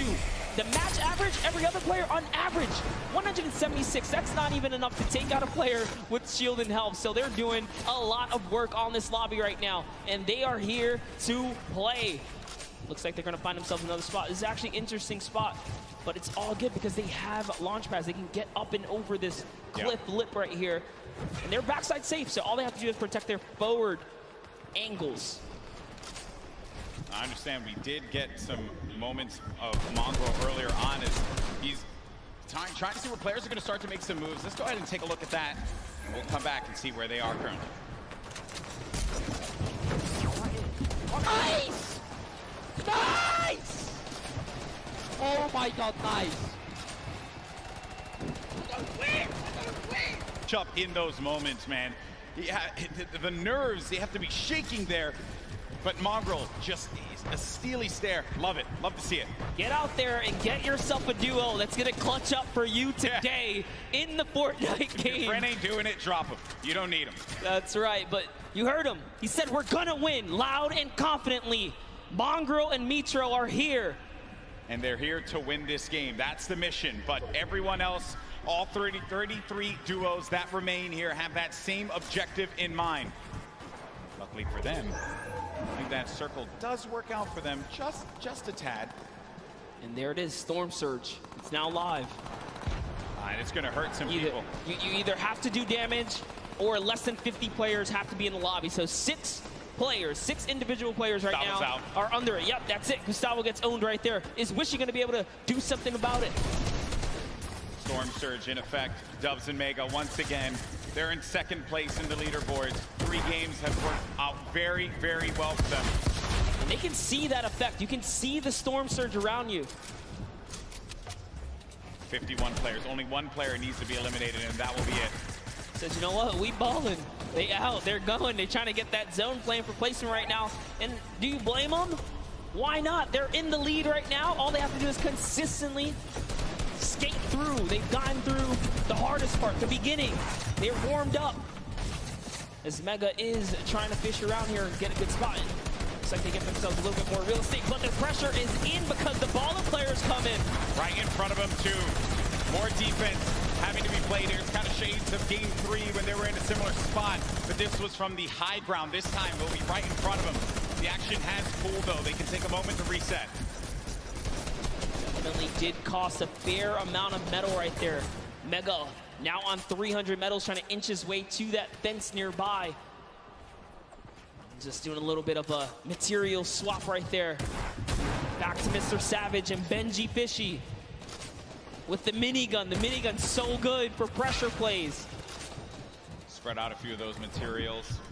Get ready for the potential movement. The snaking is what you would hear players often mention. They tunnel out, give themselves some coverage. You need a lot of materials for that. Then the artillery strike from up above, a new item that was added. You can build around and give yourself some defense, so really it's just waiting it out rather than having to move out of the blast area. 5 elims for Mr. Savage and Benji Fishy. 6 for Mitra and Mongrel. This has certainly been a dominant game for EU thus far. Yeah, for sure. As Yuang takes out Rote right there, EU player is gonna go down. Rote gets the trade out though, must have been the zone here as we are cutting across here. Mitra's trying to find some real estate here. Is he gonna be able to set up? He's going for the high ground. A little bit of a build-off, but Mongrel's got it under control. He's got the high. Who's putting some pressure down? Yeah, he's getting the shot straight across here, Golden. Yeah, there was a duo right on the other side there that Mitra was concerned about, so he goes low. Then, really, wherever you go, there are going to be players looking right at you, and sometimes you just manage to incur the wrath of the entire server. Luckily for Mitra, that did not happen quite yet. Saf, I just saw Saf get dropped. Zate's going to be separated from his teammate there across the side, and that is the circle creeping on forward. It's going to be open air, open space for them, so the ballers will have space to move around and try to survive here. This is it. It's coming down to the final moments, Monster, for a lot of these players. The pressure's on. Yeah, Saf has already been taken out, so Zate is left to fend for himself here. Can he play for placement? We already know Mongrel Mitro were split up. Can they find themselves amongst the chaos here? Aqua and Nyrox are holding up the high ground here as well, and that's a scary duo way up top, uncontested. Not someone that you want to have up above you. Mitro, 6 builds remaining. After this, doesn't really have much left to work with, and the builds go away pretty much instantly. Zate gets eliminated, so that's going to be the end of the duo that's currently in first place in the standings, but Mega and Dubs. Dubs is out as well. 4 eliminations for the duo at the bottom right of your screen. Mega very capable of being able to clutch this out by himself, but it will not be easy.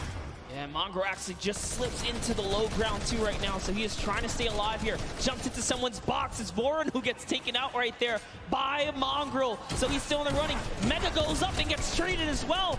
Vinny's still here too. So many solos remain right now, but there are still several duos in the game here, Golden. And the scariest duo is going to be up above. It's Aqua and Nyrox. They're tarping this up, and they're putting down shots wherever they can. If they can get a few more eliminations, a few more points, that will jettison them up the leaderboards. Elevate has 7 elims as well right now. He has 7 already. Rojo jumps out of the box. From him. Wolfie's still in the game. Controller player. Talking to our boy Christian earlier, he mentioned he loves to get in the faces of players, and it has worked out for him thus far. Elevate is out of the game. 7 eliminations for him, 7 points, not bad at all, and you're going to get the placements to boot. Still, Aqua and Nyrox up above. Then you got Benji Fishy in the game. 5 eliminations for him, 6 total with Mr. Savage's 1. Oh, there's a player in front of him. He pops up in front of him. Oh, that's so scary there, but Benji Fishy is eliminated by Sky. Sky has been around the competitive scene for a long time, and for good reason right there. Nyrox now owning from the high ground, putting that pressure down. A shockwave was initiated right there, but it's not going to be enough. This is their map to control right here in the final moments. They're the only duo standing, Golden Boy. This is their game to win, the Cooler duo. Is this going to happen?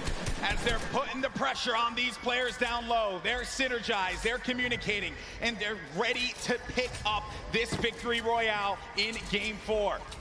He only has 10 builds, though. This is very intense. Both of them don't have much here. He's going to put all the splashes down. Is that the decision right there to commit? Looks like the shockwave is going to cause an eruption in the high ground, and now they're in the zone here. What's going to happen here? This is so close. 5 players remaining. Few left as the shockwave is going to send him all the way up. Nyrox takes out Falconer down low, and he's wrestling with everyone, but Nyrox is out. Oh no, he does manage to get the elimination, and in the storm, he gets the victory royale. 7 eliminations for the duo. A big, big win for Nyrox and Aqua. Huge shockwave play in the final moments right there. It's going to propel him to the high ground and allow him to work top down. But not only that, it chucked everyone into the zone for a couple of seconds right there. So it truly was the ultimate disruption right there. The shockwave, the end of the game, will just change everything. The complexion of it all. And just everything that had happened right at the end here. Look at Nyrox, he just went down low. He wanted to get scrappy with him. He goes down. That's Sky and Chapix. And then it's Aqua who follows it up. Flew up right into the sky there. That was actually cool. I also like looking at the player's face at these moments because the focus that he has. Oh man. To hit your shots, you must hit your shots. Look at that. Stompy, Shinken have talked about Aqua and Nyrox as players to look out for. They're scary competitors on the scene, and good to see them take a victory royale. Yeah, in EU, right? So we've had 2 NA, 2 EU now. You know, getting a little scrappy out there. Spicy. I like to see it, right? Everyone's like, EU, where you at? NA, where you at, right? But hey, that is the game, right? You never know what you're gonna get. Saf and Zate still hold on to first place, but it's only gonna be by 2 points. Dubs and Mega, they're looking for that victory royale. If they're able to get it, hey, they could find themselves in first. Vinny and Zexro in 3rd place, currently with 35 points, 5 shy of first place. Saf and Zate have to hold on to their title as the Kings of the Mountain. And in that last game, they just could not put it together. These last few games for this duo is going to be critical given how close this gap is between all of the players in the top 10. That's right, and take a look at your next page here. We saw plenty of Spades and Crims winning that Paradise Palms kind of early interaction, but one loss sets them way back to the 2nd page now because you have to continue to accrue points here. But look, Epic Whale still here as well. There's a lot of players in the running. Yeah. Wild stuff from game 4, excuse me, as we've had the EU duo, the Cooler duo, managing to get their win on the world stage. I know that we're gonna have Jordan in a little bit with the winners. He's getting everything together. I want to hear from these players, and good news is we are gonna do just that. So let's send it on over to Jordan, who has our winners standing by. A massive shift for EU here. We all know that shockwave grenades can absolutely shift the balance of in-game, especially allowing you to propel yourself up and work your way top down to dominate and control what was the most exciting final moments of in-game here today. What is your plan going into these next couple of games? There's a lot kind of hanging in the balance here, right? There's a big momentum shift for you, and you have the opportunity to kind of go any direction that you want. What's your plan? Our plan is just to keep going what we're doing right now, just landing our spot and going for consistent placement points. Consistent placement points, that's key and can absolutely take the Vic Roy home as you saw just now. Back to you, GB and Monster. Thank you so much, Jordan, for that one, and stay the course. No reason for you to adjust anything. If it worked out for you there, clearly you're doing something right, Monster. Yeah, absolutely. I think these competitive players know best, and stubbornness is in their name. You saw Jamside, 7SSK say, hey, I don't care if I lose the first 3 times here. We're going to master this. We're going to turn it around. And they did. They had a great, at least, showing at some point at the last one. So players are going to stick to the guns. Early engagements, man, that is just... I love seeing those fights with the gray weapons, right? You really can tell who can figure it out with not much to work with. That's always the challenge that players have to deal with in the beginning of a game like this. Now, I do understand we have Bala standing by to break it down and what we saw in Game 4. Bala? Yeah, well, Aqua and Nyrox definitely showed up here today, and the resurgence of EU is maybe starting. We've got 2 more games to go, but I want to talk about Mongrel and Mitro and what they had to do in this game here. They actually ran into Zexro and Vinny. We're going to start off. GB, you were talking about early game engagements. This is one that's been going in the duo of Mongrel and Mitro's favor against Skeptic and Clicks in Neo Tilted Towers. The pressure here from Mitro to find out exactly where the first player is. Mongrel up above, then targeting on both. They try to get in the same box at the same time. They go down and just continue pushing forward. Mongrel and Mitro, it's the second time that they win this engagement here today, and it's not stopping. They continue forward onto Volks and Parpy and just try to hunt down everything. There Clicks is trying to escape as well. And then this snipe here from Mitro. He actually, not only did he hit that, and they get right into it onto Zexro, he hit Vinny coming in with a drift board right before this. So 1 elimination there for them. And then they had the engagement that we saw earlier. We're going to go ahead and run it back because this clutch puts them perfectly in position at 4th place right now. And reminder that this was with Mitro down after all was said and done. There he goes down, and then Mongrel comes in right on cue. He does not let his teammate go down. You heard the reactions earlier, and it continued because Mongrel got 1 more elimination in this game, leading to the 8 eliminations total before they fell, not before earning placements points, though. So this game, not only did they take out Vinny and Zexro, which were in 3rd place, they stopped them from accruing any more placement points, so they are inching their way closer. They're now in 4th place. They actually have the most elims out of everybody in the tournament so far on 20. So with 2 more games to go, we're going to see where they can leave themselves at the end. Back to you guys, GB and Monster. Thank you so much, Bala, for the insight there.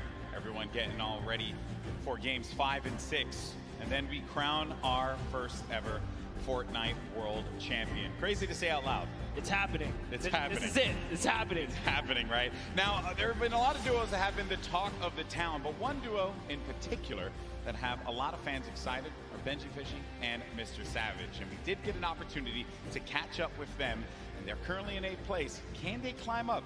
Let's go ahead and check it out.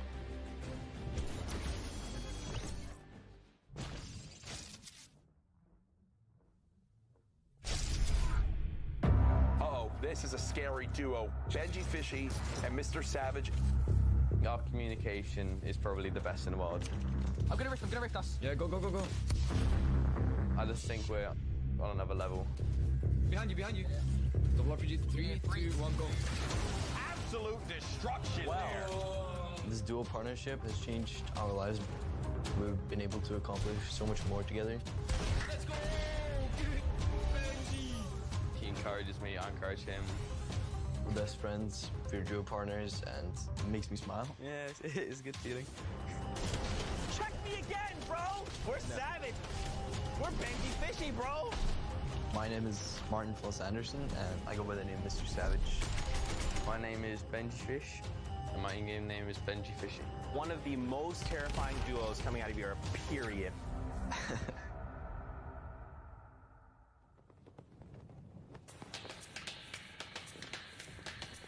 We live in different places, but we talk every day online.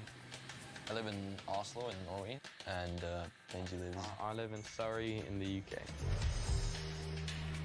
And I travel to England to meet him, see how he's doing here. He has my back. If I ask him something, he'll help me out. We don't actually just play Fortnite. We play other games when we just want to have fun. We have a lot of the same interests. He's always really humble. I love his personality. Yeah, we're great friends. Oh, shoot. All right, yeah. Shoot. All right. I'm too good for you. Oh, there's a guy northwest of me. He has an RPG, I'm north. The reason why we're so good at playing duos is because we both have super good mechanical skills, good chemistry, and communication. Hey, 120. Knocked one. Let's go, dude. Everybody knew in the community that Savage was one of the best players in the world. He knows the game really well, so he makes really good calls. Benji's just so insane at just eliminating people. Benji Fishy is dialed in right now. He just follows me perfectly. He fills in the gaps that I can't fill in. You'd think a fish out of water would be harmless. Not this fishy. Not today. People were definitely scared if they see some fishes running around Happy Hamlet. You'd think fishes weren't really that scary, but Fortnite, it's quite the opposite. We're in a really good state right now as a duo. Let's just cross Loot Lake. I think there's people on the other side. We're playing super well. Players, they continue to go down like flies. We've been practicing.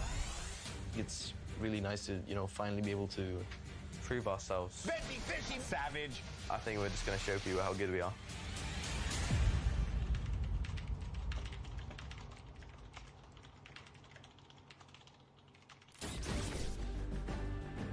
Hey, look at that right there. Some fans of Mr. Savage and Benji Fishy. They were diabolical in the online qualifiers. And maybe, just maybe, with these last 2 games, they could pull it up and get themselves into top 3, maybe even first place. How crazy would that be? Let's be honest, we've seen them do very well so far. Maybe not the performance they were looking for. I know they want to pull a victory. They have everything it takes. They can muscle up from 8th. Yeah. They'll be up there. It's going to be a challenge for not them, but every single player. But we're going to go to a quick break. When we come back, games 5 and 6, and then we crown our first ever Fortnite World Champions. We'll see you on the other side.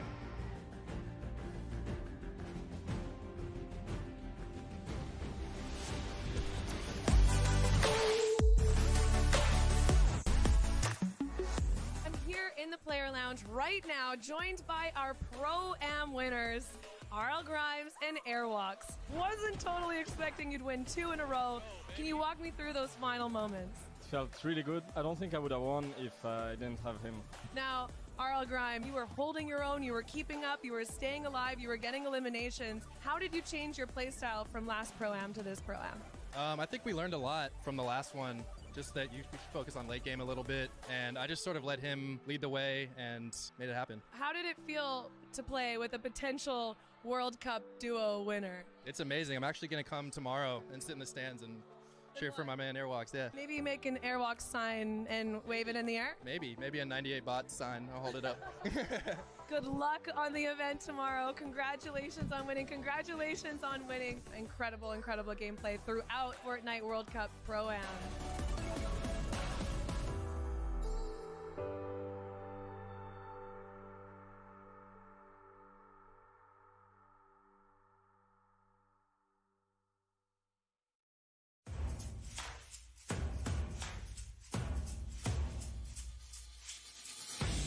My name is Hype. My name is Serpent. We qualified on the last week. Week 10, duos. It was pretty crazy. We knew it was the last opportunity we had, so we were just completely focused the entire time, and it was just a huge, huge relief after we qualified. Yeah, it was such a relief. I was waiting for this moment the whole time. Well, before the leaderboard updated, we was almost positive. We was freaking out, and then when we finally saw the leaderboard update, we just started screaming the entire house down. We started playing back in like season 3 of Fortnite. We just found each other through a Discord community and joined a squad team together, and we just stuck with each other ever since. Yeah, pretty much. I've never ever played with another duo besides Serpent, so since day one.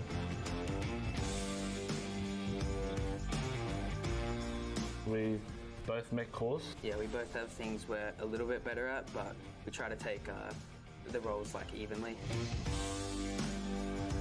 I'm just really excited to play with everyone from all the regions. Yeah, I would say from what we've seen, OCE is a lot more aggressive play style because we go for a lot higher point games, whereas yeah, NA and EU, they have like way more passive play style than us, I think. It's a dream come true, to be honest. It's all I've wanted to do is just play games, and to have a huge opportunity like this is amazing. Yeah, it's pretty much the same, but yeah, it's just a crazy opportunity to be able to play against the best players around the world.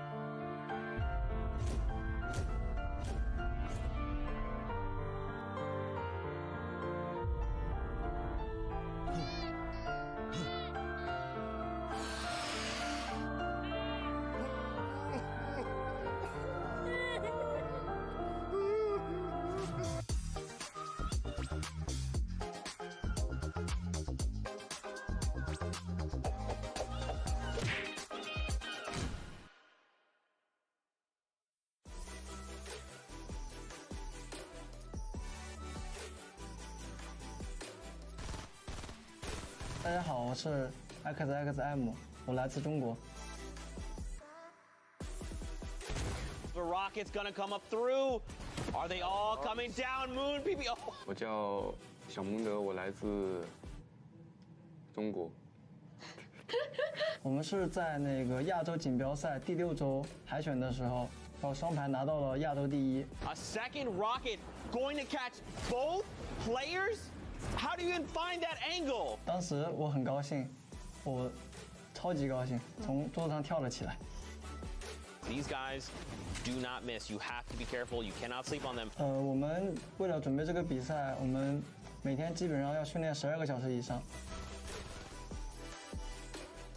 我想我到现场的话，我的心应该会蹦出来。我希望他们可以好好的去看这场比赛，因为能学到很多的东西。 And it's over before we could even say anything because Xpende and XXM just destroyed them. Don't land on these guys. 因为我平时很喜欢购入，然后如果说获得这么多奖金的话，我一定会买。也许我会在一个很悠闲的地方买一个栋房子，比如瑞士。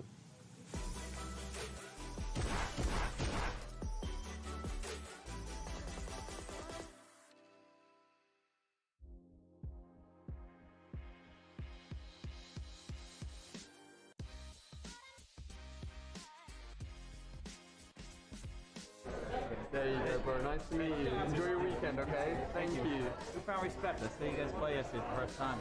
Yeah. A lot of skills. Good fun. It's really good fun. It's pretty cool, man. Very impressive. Hey, man. How you doing? Nice to meet you. I've been following you for so long. It's crazy I'm here. I can't believe it, man. Can I get a video of you saying that I'm the best Fortnite player? Okay. Can you say Lucas is the best Fortnite player? Lucas is the best Fortnite player. Okay.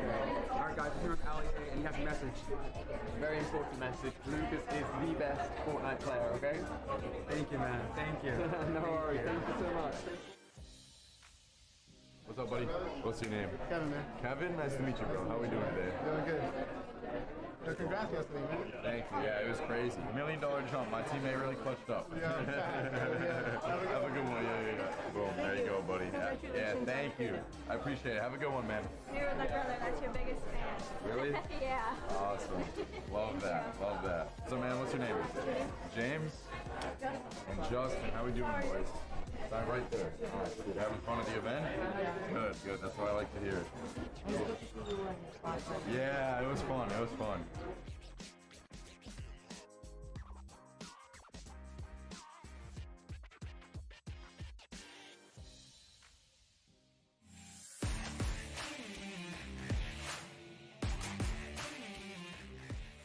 What's up, guys? It's Clicks. And it's Skeptic. And we qualified for NA East.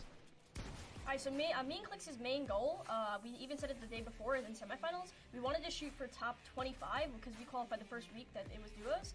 So we wanted to shoot for top 25 and we just blew out our expectations with how we played that day. This is my first LAN event ever. I'm 14, so before this, the required LAN age was 16. So this is a life-changing event that Epic gave me. It's mind-blowing and it's a good journey. So one of my friends back in December recommended me to play with Clicks, so I tried playing with him once. We played a few games. We didn't do amazing well, we played pretty good. But I had to do a partner at the time, so I was good.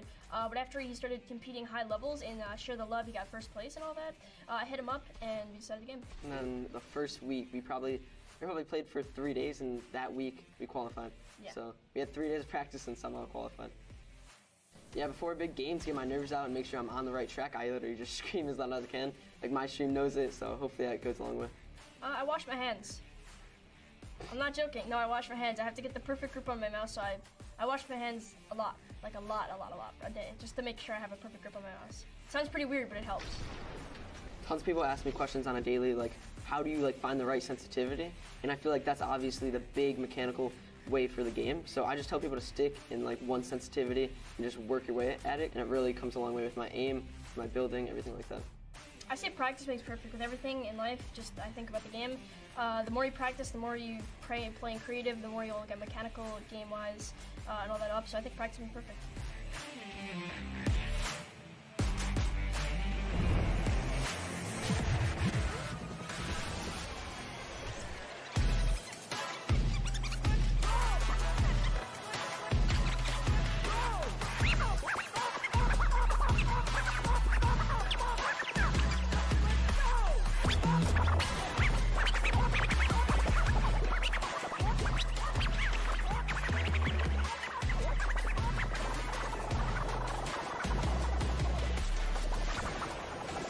Ladies and gentlemen, welcome back. The World Cup Finals Duos competition. My name is Dr. Lupo, and I missed you dearly. Joining me on the desk for the final 2 matches, Courage JD. You know him, you love him, one of the best men in the industry. Oh, stop. I'm super excited to see what these final 2 games have in store. We've watched a ridiculous competition thus far. Honestly, it's been insane. I've had a chance to watch some of the plays, some of the shots from some of these players, the accuracy, the heads-up gameplay. Jack, it's been insane. What do you think so far? It's insane, Dr. Lupo. It is great to hear your voice, and I am so excited to be casting these final 2 games together for the Fortnite World Cup Finals Duo competition. We are 2 games away from crowning our first ever Fortnite World Champions, who will win a combined $3 million US. That is a lot of money if you don't know how much US dollars is worth, because this is the World Cup, as you know. But Ben, I'm so excited. It's insane. The $3 million for first place. It's not the only position on the leaderboard that takes home 7 figures. And to look at that leaderboard, we're going to throw it over to Sundown just to see where everybody stands thus far.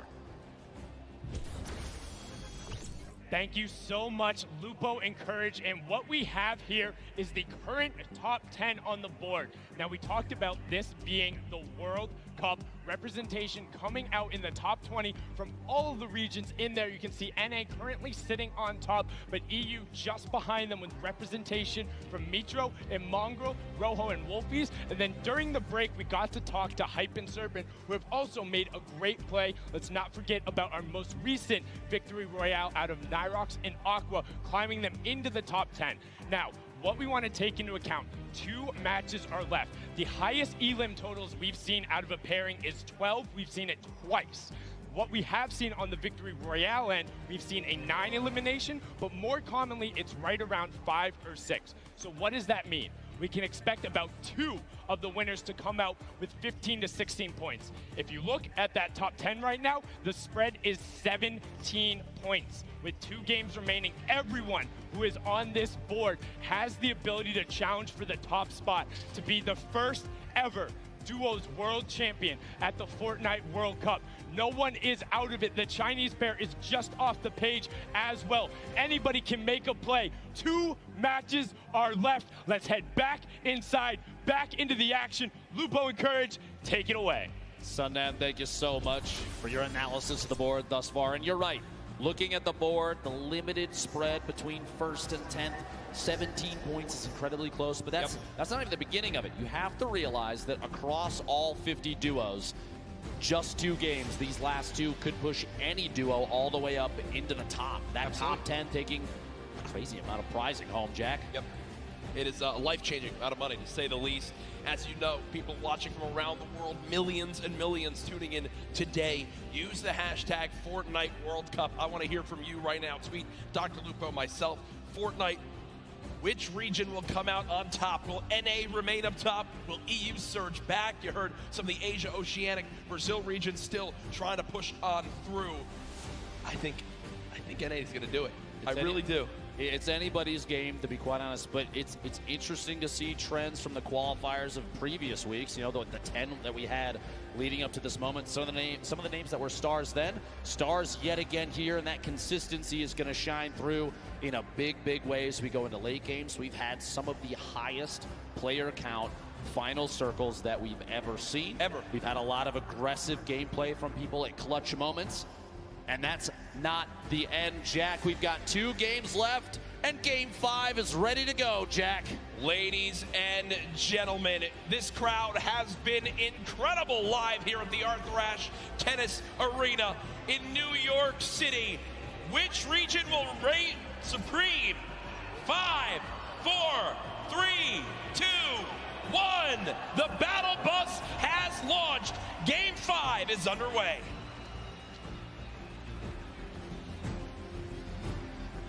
The last few matches, Jack, we've seen some relatively contested, popular drop zones. I've been watching on Twitter, and a lot of people have discussed whether or not Loot Lake right now is one of the hottest drops in the game. You have a number of duos, high-powered duos that have dropped there consistently thus far. Do you think going into this Game 5 and 6, we're gonna see similarly contested early drops, or are people gonna change up the strategy with the amount of prizing on? I think the thing that we've seen so far is the teams that stick to their strategy are the teams that are, staying out on top. It's why they're consistently placing, say, Sap and Zate, for example.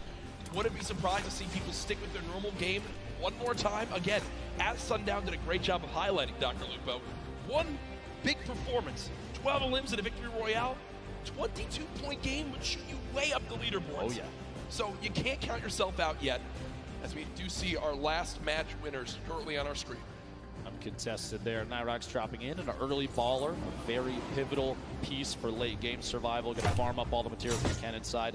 Not going to smash too much of the outside until maybe the last second, just to prevent any reveal of his own position. He's just going to go and move on. And actually does see targets down below. A couple attempted shots. That scope, they are accuracy at this level. Going to have to be very key if you're going to try and pick up an elimination that early. The scope might be exactly what Nyrox needs to establish yet another elimination to put himself higher on the leaderboard of his duo. Remember, the scope, the assault rifle, a hit scan weapon. You aim, you point, you shoot. If it's on him, it'll hit him. And these guys have pinpoint accuracy, as it's known. When you land on the southwest side of the map, if you don't land in an exact big area, it's a very, very scrappy start. It's a lot around getting a baller, rotating on through, and just trying to pick up one chest here, loot one building here, and piece some things together. It's known how tough it can be, but Nyrox and Aqua currently on their way. Let's shift our focus towards Neo Tilted here. You see Mongrel and Mitro, who so many times have been contesting here with Clix and Skeptic. Clix and Skeptic so far, pretty quiet day today, Dr. Lupo. I would agree. 4 duos, though, in Tilted. Going to be interesting to see who opts to take an early out, maybe go for the ballers that spawn in that slipstream around the outside, or maybe get a little aggressive and push on another team that spawns in there. Potentially from an earlier game, though, Skeptic hopefully learned his lesson. You don't want to L the camera necessarily too early. Yep. Love to see the confidence, though. He's a very confident player, which does not surprise me. Extremely skilled, so that kind of gameplay, you're going to see it from Skeptic on and off the stream and on and off the land here. Arthur Ashe Stadium, one of the coolest arenas I think we've ever done this in. Oh, incredible. It's, you walk on through, you see all the tennis greats, and I hope they put up a poster of the winner of the Fortnite World Cup there. It's Serena Williams, Sap and Zate. Honestly, it would be incredible. It would be. I think that sounds good to me. I think that people wouldn't be confused at all. But maybe it's the start of a great legacy here at this arena. But right now, you begin to point out Mongrel and Mitro landing here every single game. 4 teams though, still in Neo Tilted. When will the battles begin? 97 players left. Every duo still represented. Crazy powerful loadout. You saw he has 4 shadow bombs this early in the game. Those are incredibly powerful going into late game, especially when you're attempting to avoid confrontation as much as possible until just the right moment. You can shadow bomb out of almost anything. Granted, the people that may see you rotate don't have pinpoint accuracy, which honestly is typically the case in a lobby like this. Well, we go ahead and look at Lucky Landing right now. 2 teams currently here. This has been the case so far this game. Gustavox 8 and Wishy DP up against M11Z. And the duo right there. At this point, yeah, I was going to say, it looks like they're just opting to do a little bit of a split here. Just watching the opponents move around down below. They don't necessarily have to push this yet. They do have a little bit of time before the Storm starts to make a move here, so pressure is going to be applied before you know it. But a loadout like this, there's no shotgun in the inventory. They have the shockwaves to rotate if they need to, but those are oftentimes saved for late game if you can do it. It's an easy way to push through opponents' builds that are above you, as we've seen in previous matches countless times. Take the high ground without maybe being challenged. The only downside is you put yourself way out in the open. We did see a number of players get eliminated on the fly, literally, while shooting through the air with a shotgun. So we'll have to see. Shots are behind Gustavox 8. Knockdown, no shield remaining. Wondering if Daedra and M11Z decide to push off this Wishy. Reveals that he does have that heavy sniper. Grenades coming on through. Quick little reaction right there to box up for a brief moment. But remember, when you get that shield broken, there is a unique animation and sound effect. So Daedra and M11Z know that Gustavox on top has no shield left, and that heavy sniper rips through the wood right there. Good coordination to get some damage done on this player. Saw Daedra holding that edit, that pyramid at the top, so we can look through, and shots from the duo up above, Wishy and Gustavox, well coordinated. No push yet. This is kind of a stalemate at this point, which for all 4 of these players may end up fighting them in the back. That being said, Wishy, the fly in right there, pushing up, trying to get past, moving over to this brick pig, and make their way into maybe a little bit of side cover. Shrine made for me on the map is. Now Wishy will go ahead and loot that chest alongside Gustavox, who are both out of shields. Looks like Daedra and M11Z did what they wanted to, which is to push them out of Lucky Landing. Not sure if they're going to continue to pursue this. It doesn't appear so right now. And all things considered, I don't think they need to, right? They can go back now, farm up this whole area, check for the certain loot spots that may have been missed, and continue to get materials now. Moving towards Dusty Divot. Rogue members Tetra and Eclipse currently building on up with players just below. Clix and Skeptic. Duo underneath. A little bit of a split for Tetra and Eclipse. Hopefully does not come to bite them in the back. We'll see here in a second. Eclipse pushing up, trying to match position with Tetra.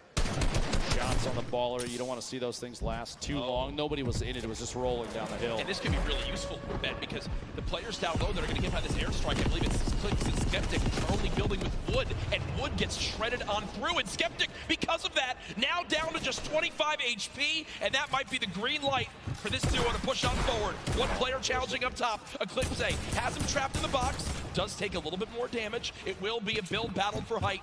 Eclipse with a ton of materials, but look at the elimination feed. Tetra with the elim on the Skeptic, so it's a 2 versus 1. Clix all by himself. Even if there's a sacrifice to the 2v1, that 1v1 afterwards and the pickup, the revive your teammate might be the best play. We'll see here in a second. Pressure from above, not yet. Clix all by himself right there. To take just a second and heal up. Any chance you can get to get a little bit of HP might be the key to staying alive. And this is where I believe adjustments need to begin to be made, right? Eclipse and Tetra, as they push on forward. Clix now all by himself, trying to force him to happen. There's no shot right there as he goes down. The day of struggles for Skeptic and Clix continue. But the point I was going to make right there is now you're getting to a point where you need to go and push for those elims if you want to make the climb back up that leaderboard. Eclipse and Tetra obviously still have some work to do in that 2 versus 1 before another team can begin to push on in and try to steal that last elimination. They have to force the 2v1. Thankfully, Clix does it for them. They get the free elim and win that fight at Dusty Divot. Meanwhile, Saf and Zate, first game winners, current leader. Saf beat from above. Oh my gosh, the heavy snipe to knock the pyramid, and immediately capitalizing on Saf being exposed, leaves Zate in a 1v2. A little bit of a panic, and the shadow bomb may or may not be enough. Right into the slip to try and sneak away. Gonna run down in some previous builds. That's a quick pick off there from 4ZR and nowhere. And that's the second time we've seen that today. The player with the heavy sniper, they can see that the pyramid is being edited on through and peeked through. So they immediately call that out. They time the shot alongside AR shots, or that one, I believe it was actually shotguns. And Saf is eliminated before he can even build a single wall. As right now, it's Zate all by himself. Now moving towards the northeastern side of the map near pressure plant. Our mech friend no longer there, but Nyx just took a ton of damage. Close by, I believe. Did he just get sniped? I think he got sniped. I believe he did. Sitting on quite a bit of healing, though. The slurp, minis, that campfire, all going to be big there. You see he's waiting for the campfire to finish. He's going to pop that slurp, get back to 100. Meanwhile, Airwax, Nikov owning the top of the ship here. Just taking shots at anybody that rotates. That high ground advantage, even early game. We look at it a lot late game. Yep. A lot of the build fights and late game rotations are capitalized by players that have the high ground advantage. But even early game, high ground gives the ability to scout. Aiden, Sean goes down. Aiden, an attempt to push on through and try and pick up the elimination on his opponent. Quinton inside the box there, does knock the wall out, picks up the materials, and can't quite grab the card of his teammate. I was going to say, I think that the teammate was not. So it is a 1 versus 1 in this fight.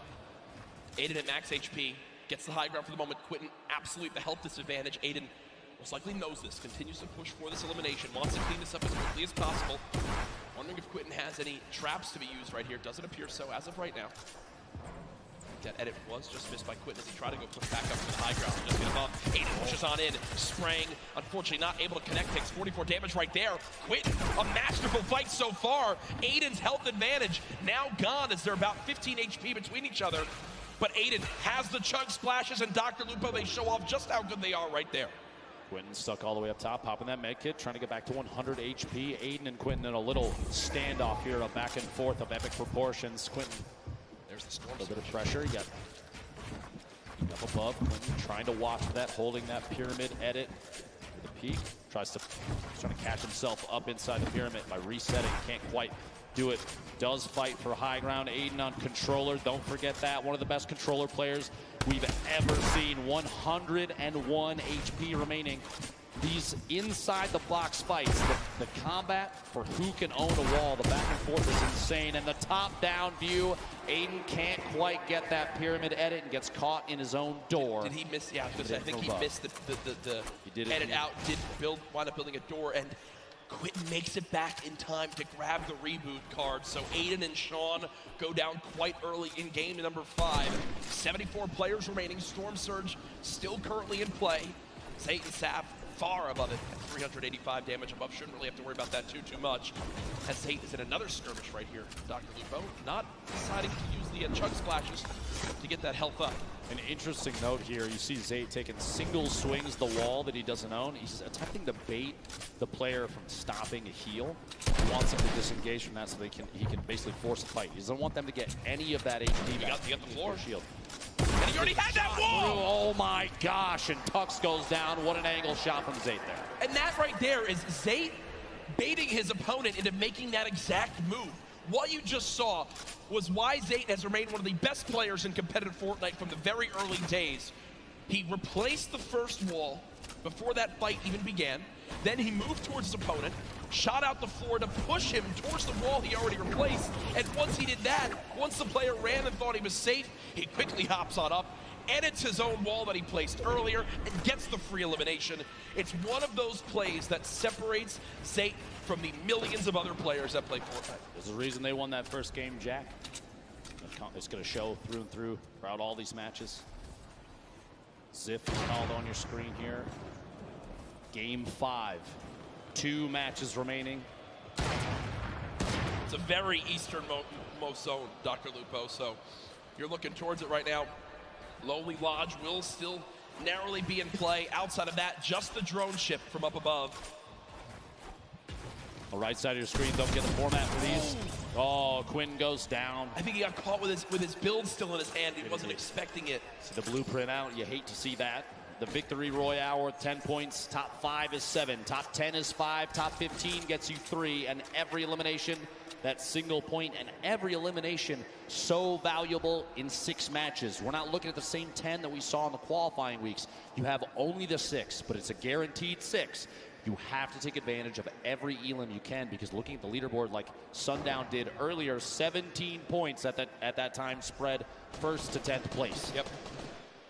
Here the fights continue. Tyler 15 and Lanane in an awkward position right now as Tyler 15 has gone down, and there's pressure from both sides. And you've got to think these players know exactly where they are, and that's what they're going to do. Already 4 eliminations between 4ZR as well as Noward, and they're trying to get this wall replaced. They've got one. Did he get the pyramid as well? I can't tell as of right now. Interesting note about Tyler 15 and Linane. They had planned to run just the first qualifier, week 2 together, and if they did not qualify for the World Cup, they agreed that they were going to try and hook up with their normal duos. Yep. And lo and behold, they qualified for the World Cup, so here they are. They have not spent a whole lot of time together, and it's amazing to say that because the cohesion between those two, oftentimes when we watch them, they're on top of each other's game the entire time. Yep. And that's why they made it this far. 65 players left. The next storm surge could be happening soon. You see the shockwave grenades used as Crims right now eats a rocket to the face, down to just 79 HP. Thankfully, if you're a Crims fan, he does have 5 minis to pop, 2 big shields. I'm sure Spades. Oh no, Spades is full health, so I was gonna say, I'm sure Spades, if he needs some shields, they are good to go. They are good to go. Spades just needed more AR ammo to keep shooting, Dr. Exactly. Lupo. Exactly. Hold down that left click and see what you can get. Especially in situations like this. We even saw that kind of thing happen in the Pro-Am. I think Tim the Tatman faced attacks from multiple sides while in the box. It happens. A number of players know how that feels, and so the ammunition does get chewed through quite quickly. Absolutely is. You see where all these players are stacked up. Rote DW and Blue T taking over that main lodge right now. Sis Lucky. Don't see the duo anywhere, so Sis Lucky might be all by himself at the moment. 62 players left. Zayt, remember, by himself. Saf did get cut down earlier on, and it looks like Vinny also all alone. Maybe Zexor dropped earlier on in this game too. Going into these late games, Jack. Yeah. Especially when we're on the second to last. Pressure is at an all-time high for some of these players, especially the ones that have never experienced a LAN event like this. And this is the biggest one that Fortnite has ever had.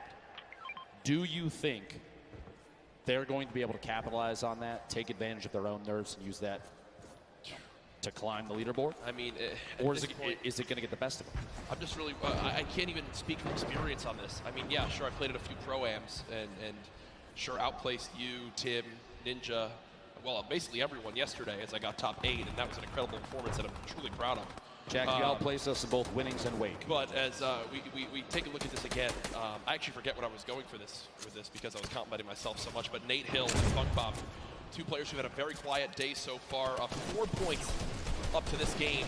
They've matched that in this one alone, so they're at 8 overall. And well, that's that moment we're talking about. With the shield broken, the entire lobby has decided you are the player we're going to shoot at. And Nate Hill is burning through materials. This is looking like it's going to end right here for this FaZe Clan duo. Nate trying to make it through.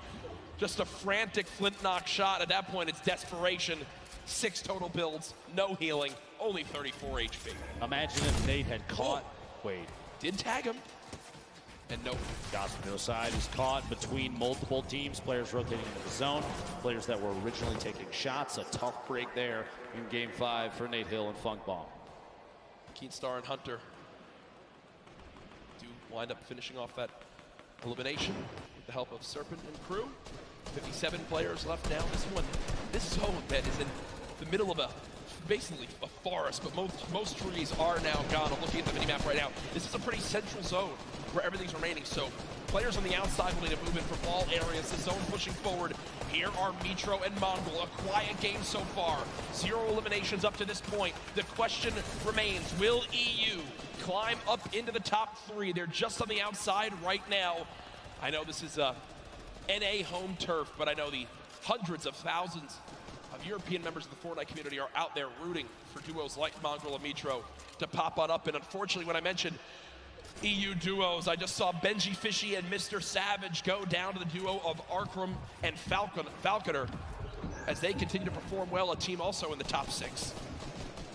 Not out of this just yet. 1 game still remaining. This circle, a east-southeast push. This is the 50-50 where you're going to see a number of players sit inside the next safe zone and take advantage of that ability to watch people rotate in. That's where a lot of the eliminations mid-game happen, is people trying to get into the next position, and players like Mongrel, Mitro, they are in spots to take advantage of that. That being said, Ronaldo does take out Mitro on the feed, picks up that elimination for the duo. 28 duos remaining. We're not even close to placement points yet. That happens at 15, Jack. Yeah, and Mongrel knows this. When you look at his inventory right now, no combat shotgun, still this epic tactical shotgun, quite good. The big question for me, 2 shadow bombs, all the movement, how exactly does he play this?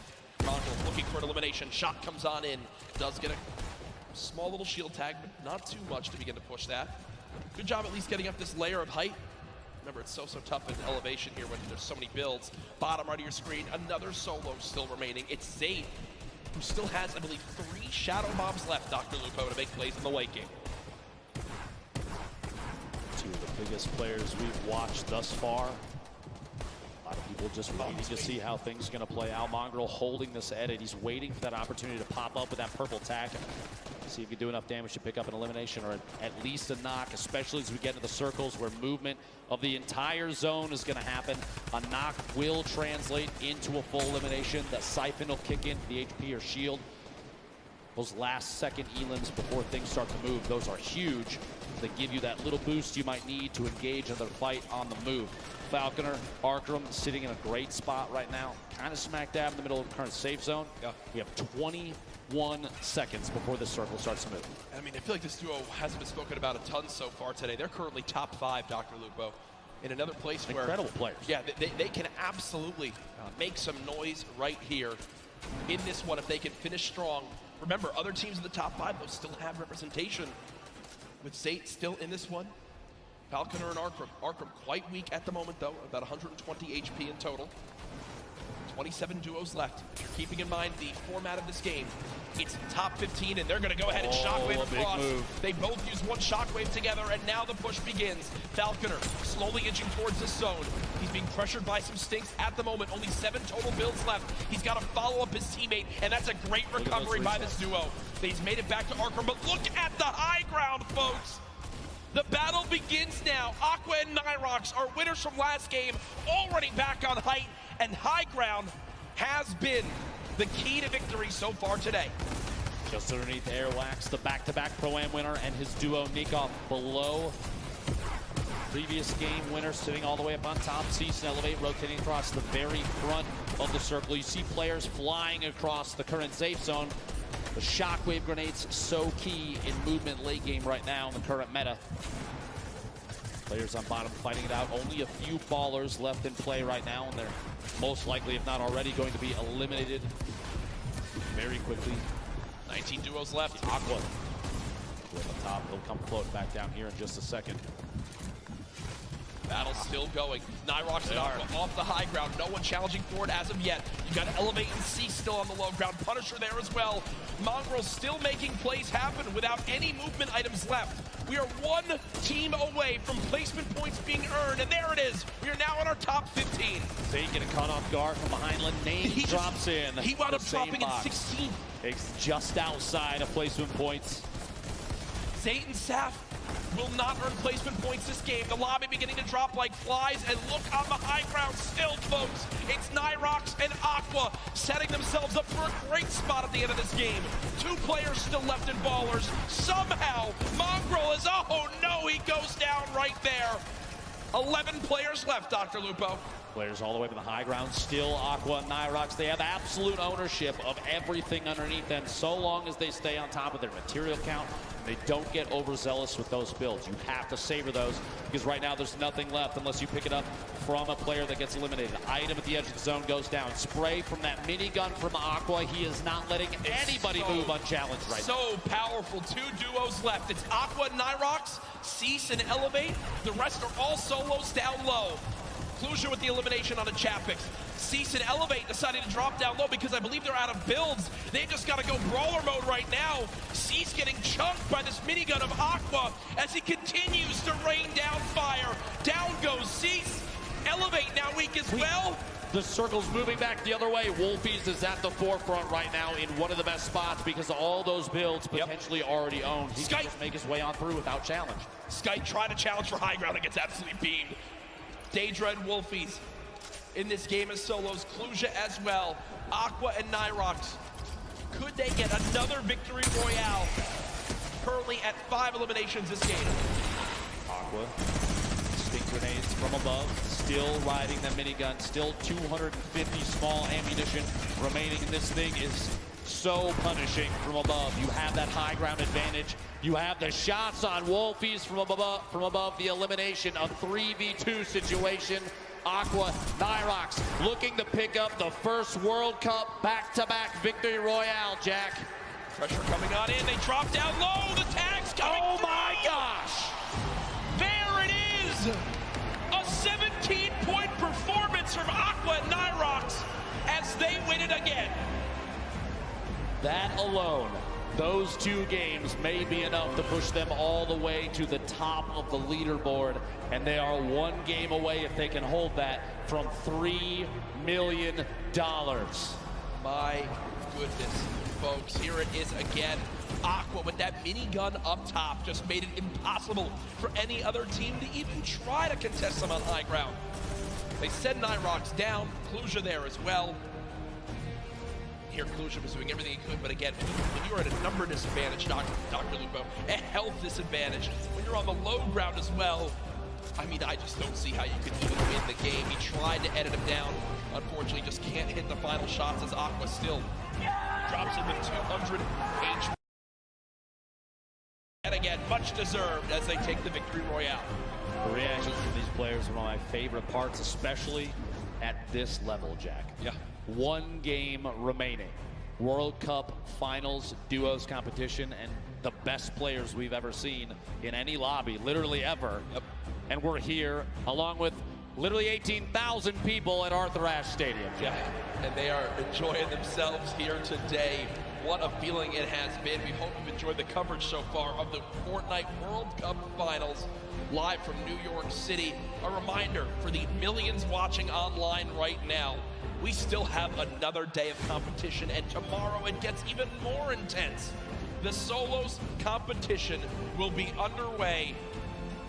Tfue will be involved as well. I'm sure a lot of people here looking forward to that, as it is going to be one to remember tomorrow. There's no duos that can save you. There's no reboots.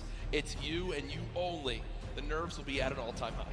Who do you have? If you look at the entire list of everybody for solos, real quick, 1 or 2 names. Who do you think's going to do well? Oh, gosh. Well, I'm looking at anyone who's double qualified. For me, 100%. right off the bat, as people that could be favorites. And, whoa, we just got the standings. And now I'm completely shifted focus. Saf and Zayt still in the lead. 3 points, Jack. Yes. First and second are separated by 3 points. The 2 victory royales now for Nyrox and Aqua, definitely moving them way up the leaderboard. But look second at this. place now. EU and NA. The fight back and forth is there, right? Twitter's talked about it about 1 million times. Yep. Reddit says it over and over again. EU versus NA, and I think right now this leaderboard screams that the competition on both sides is huge.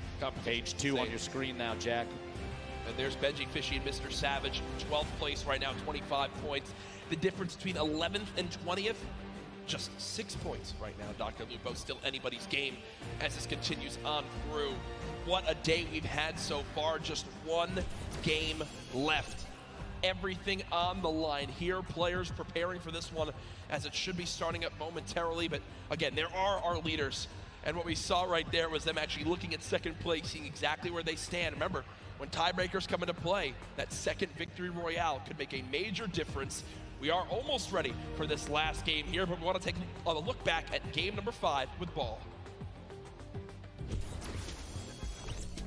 Thank you so much, Courage. The action is crazy and this leaderboard is so tight at the top. We're going to take a look at some of the moments from Zayt and Saf's game because Saf actually went down early. So let's go ahead and roll it because this is Zayt being 300 IQ. Using the sound of the slipstream. This is something he does so well. Crouching up. These players have no idea he's coming in. Finishes off the first one right away. That's for when Tux tries to make the play, but not before he finishes the elimination. And then Zayt ends up going down, tries to get the wall replaced for a bit, but continues on forward, gets back up with the slipstream, eventually comes back up to take out the last remaining player here. This was a 1v2 clutch. And if you think about the standings right now, they were at 40 points before this game began. They got 3 points in this one here by himself. That's what kept him in the lead here today, right now. Finally picking up Volks on the outside of the zone.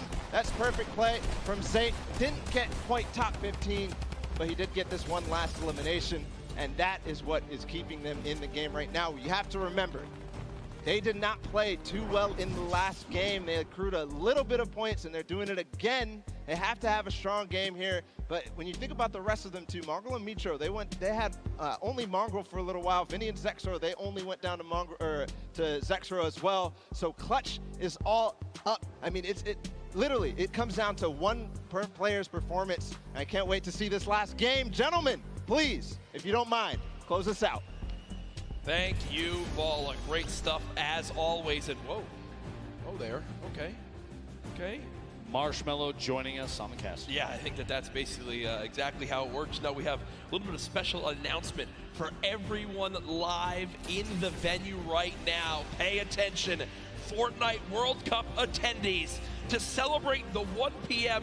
Marshmello live performance on Sunday, tomorrow, the first 2,500 fans to enter the Arthur Ashe Stadium will receive a Marshmello cosplay helmet to wear during the performance.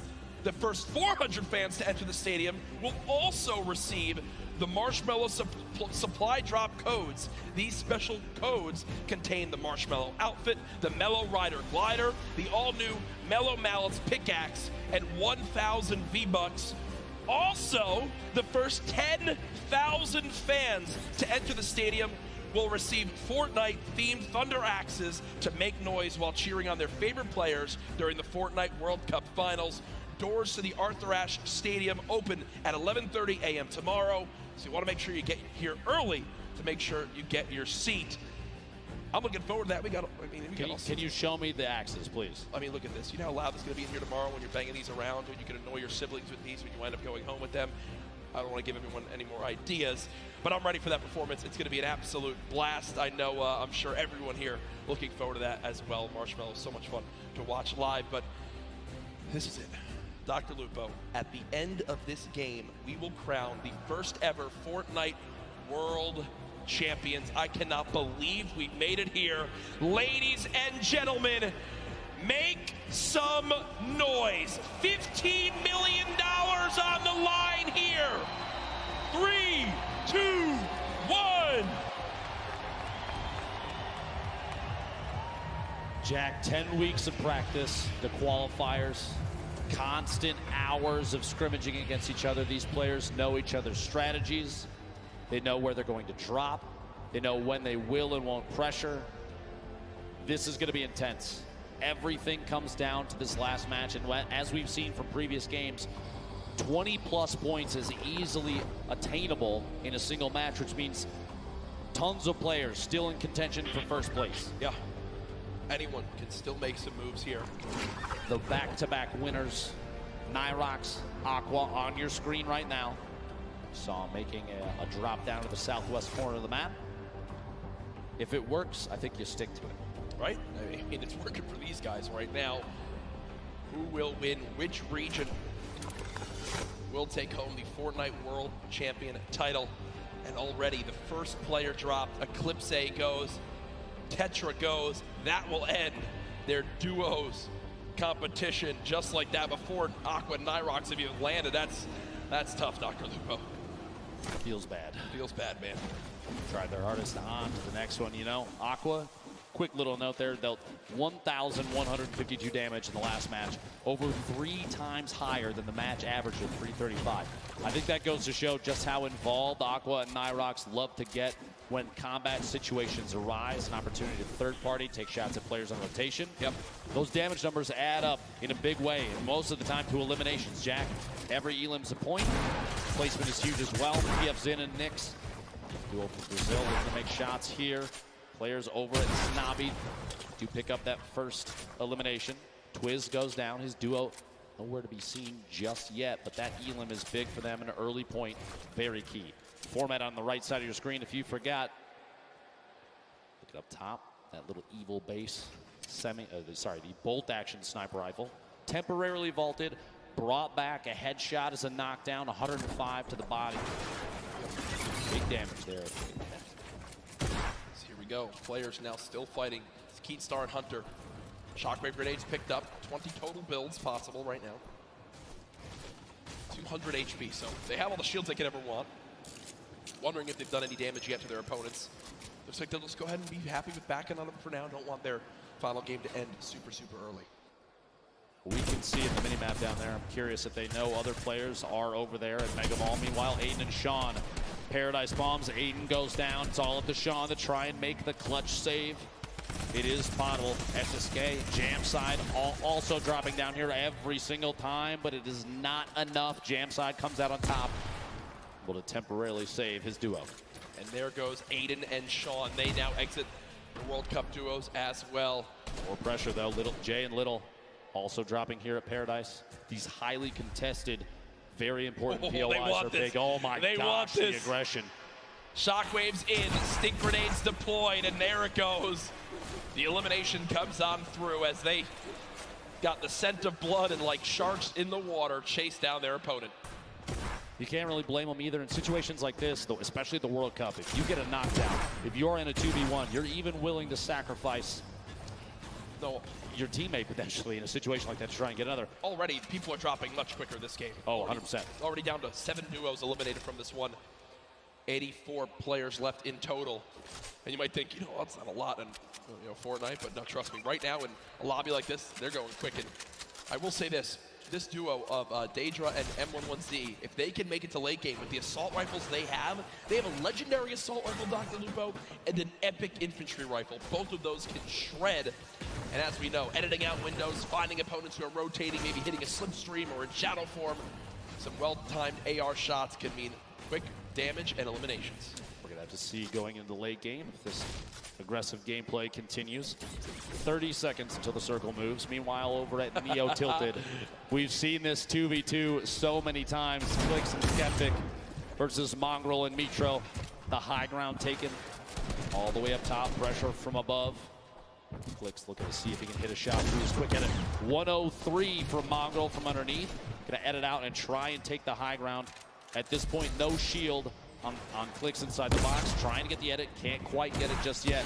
Here we go, opting to maybe fake a rotation away, maybe using the shadow to climb all the way up the high ground. Can't quite get it. He's gonna have to jump all the way to the bottom to get back out of the fight. Hits from underneath. He's gonna box up just a little bit and rotate for a better angle at this point. Meanwhile, Mitro in the baller. Bottom of the building, they're paired up together at this point. Mongrel actually, they're shifted buildings away from each other. And Clicks and Skeptic have the ultimate high ground from above on this fight. Beaming that baller, can't quite see if they got the break just yet. But separated, Mongrel and Mitro not gonna be as effective as Clicks and Skeptic when it comes to solo, just applying pressure to a single target. And that's so important because if you can get a shield break or even a knock because you've shot the same target, like you've beamed them down, you push your shots through their builds to try and counter it. It's so much easier when you're standing on top of each other. That might be pivotal in deciding who wins the current 2v2. Yeah, and they're going to go ahead and back on up. I will say Skeptic basically saves Clicks right there, who was down to just 28 HP. Skeptic's able to get there in time. They get the minis popped as well. Landjock and Punisher, who've had some early exits in some games. At the beginning of today, looking to see if they can end on a high note right now. One chunk splash used to get up to 157 HP. Landjock with the elimination down on to Lanane. As they continue to bust on through. 2 versus 1. Lanane dead. They get the full elimination. Chug Splash unfortunately missed right there as he was shockwaved away, but he'll hop right back in to help his duo. Drop in, fighting the same box. Tyler 15 goes down. That kind of 2v1 is tough. You're stuck inside the box with both opponents. There's kind of no way out, especially when some of the walls may not even necessarily be yours. And Clicks and Skeptic run away from Tilted to not have to deal with a fight there, but instead push right into XXM and X-Men. Now the fight begins. Skeptic dropping on back, trying to dodge the sticks. Clicks taking a ton of damage right there as well. And did they just get an elimination? So the player was knocked. The player was knocked, and the elimination was actually finished by the airstrike coming on through. Clicks does get knocked by the stink. We hopped away from that at an unfortunate time, but we do get an update there as Skeptic now at 150 HP eats the stink grenade to the face again, and with only 2 builds left, Clicks now knocked and nades flying on in. Oh, the 150! The 150 makes the difference! Can Skeptic clutch right now? You see the panic stink, he actually stinks himself right there. Skeptic with no builds, relying on just this hand cannon. Can he get the full elimination for the extra HP? It looks like they'll decide to fall back and eliminate Clicks right now. Skeptic looking to try to cut down this player. They have knocked. How many mats will he get? Looks like 12 total builds. Might be a difference maker in this one. Through, wall in place, not going to happen as of yet. Tries to make a shot. Oh my gosh! The clutch from Skeptic. And you see he shakes his head right there. Does get the job done. The one-shot headshot from the hand cannon. 150 to the dome. Swings the battle in his favor. No mats, no teammate, no problem as Skeptic gets the job done. I said it before and I'll say it again. He's one of the most confident players that we have seen in the World Cup. And right there, literally standing in the open to bait a shot so he could hit that 150 with a hand cannon is huge. He knew he needed to do something to swing the tide of that battle. It's literally nearly impossible to win with 0 mats and they have the high ground. And guess what? As the player went down to thirst, his teammate, well, things worked in his favor as he hits the shot.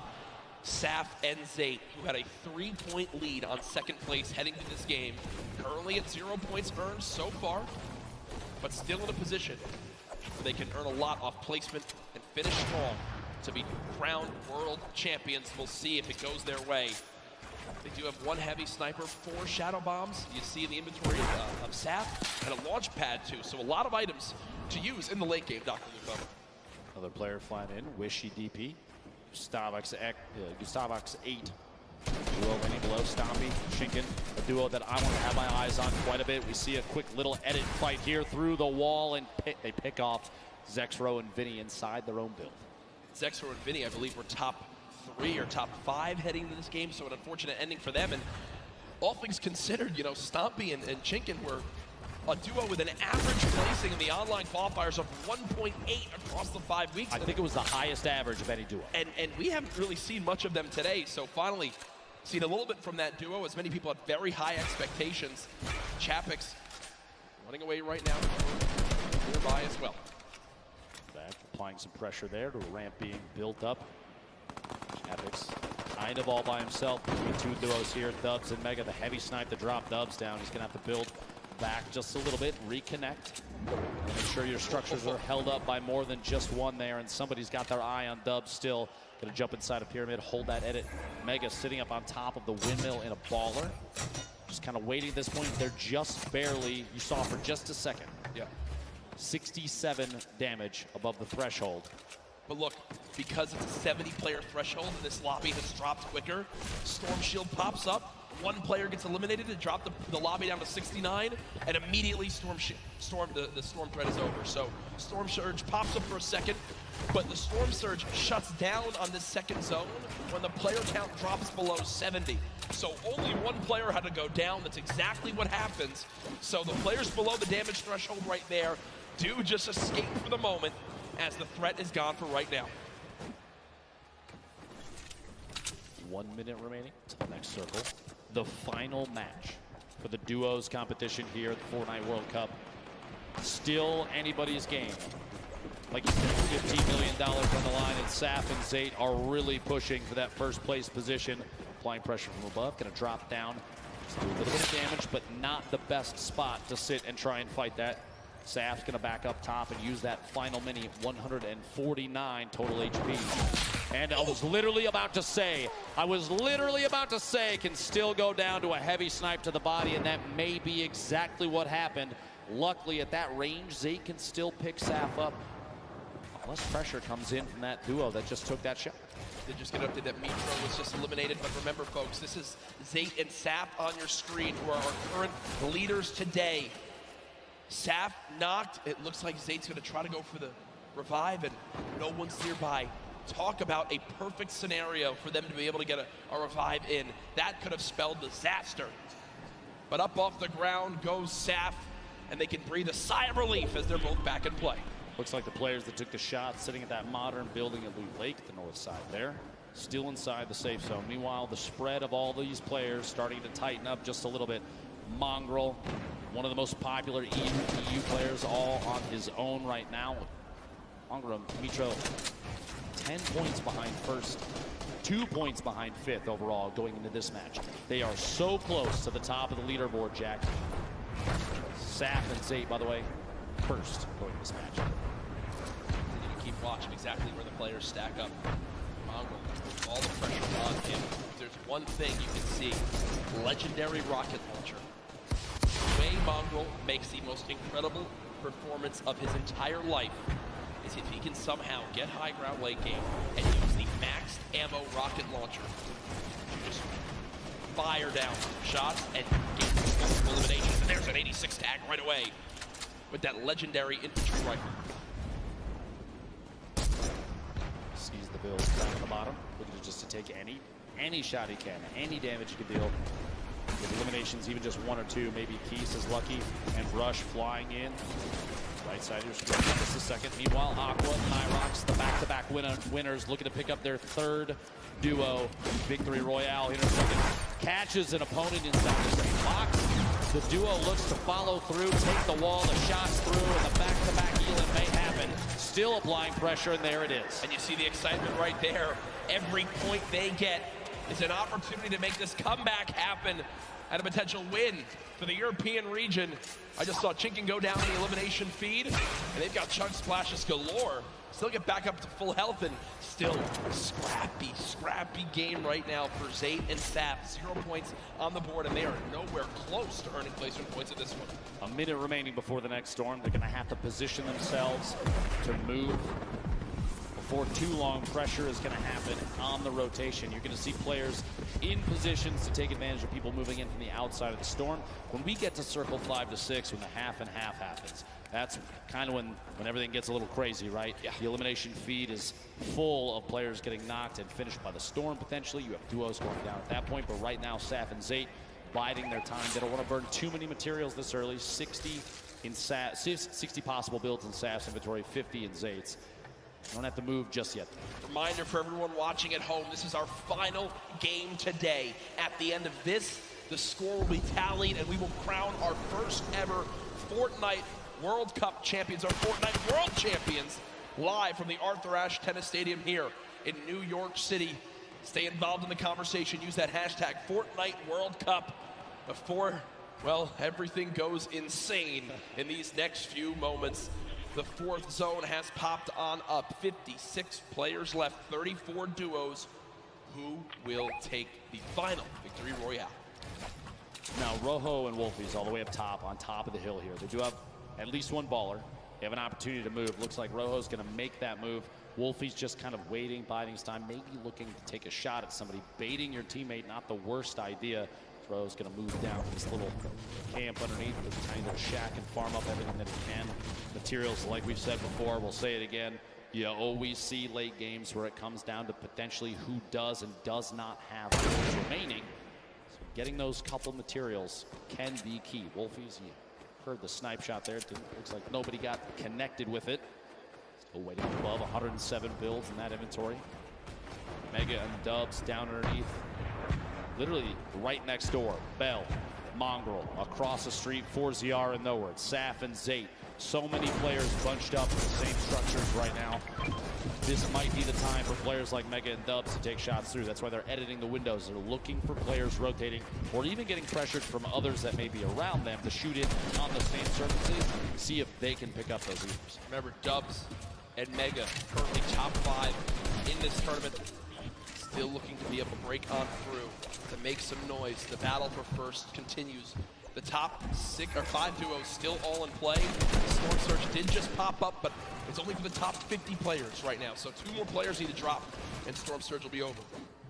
Just a quick note, I saw in the feed a moment ago, Nyrox, one of the back-to-back duo winners, picked up an elimination on Skeptic in the feed. Dude, this is so close. Tough day for them, but yes, 31 duos. More than half of the lobby needs to go down before we even get to placement points.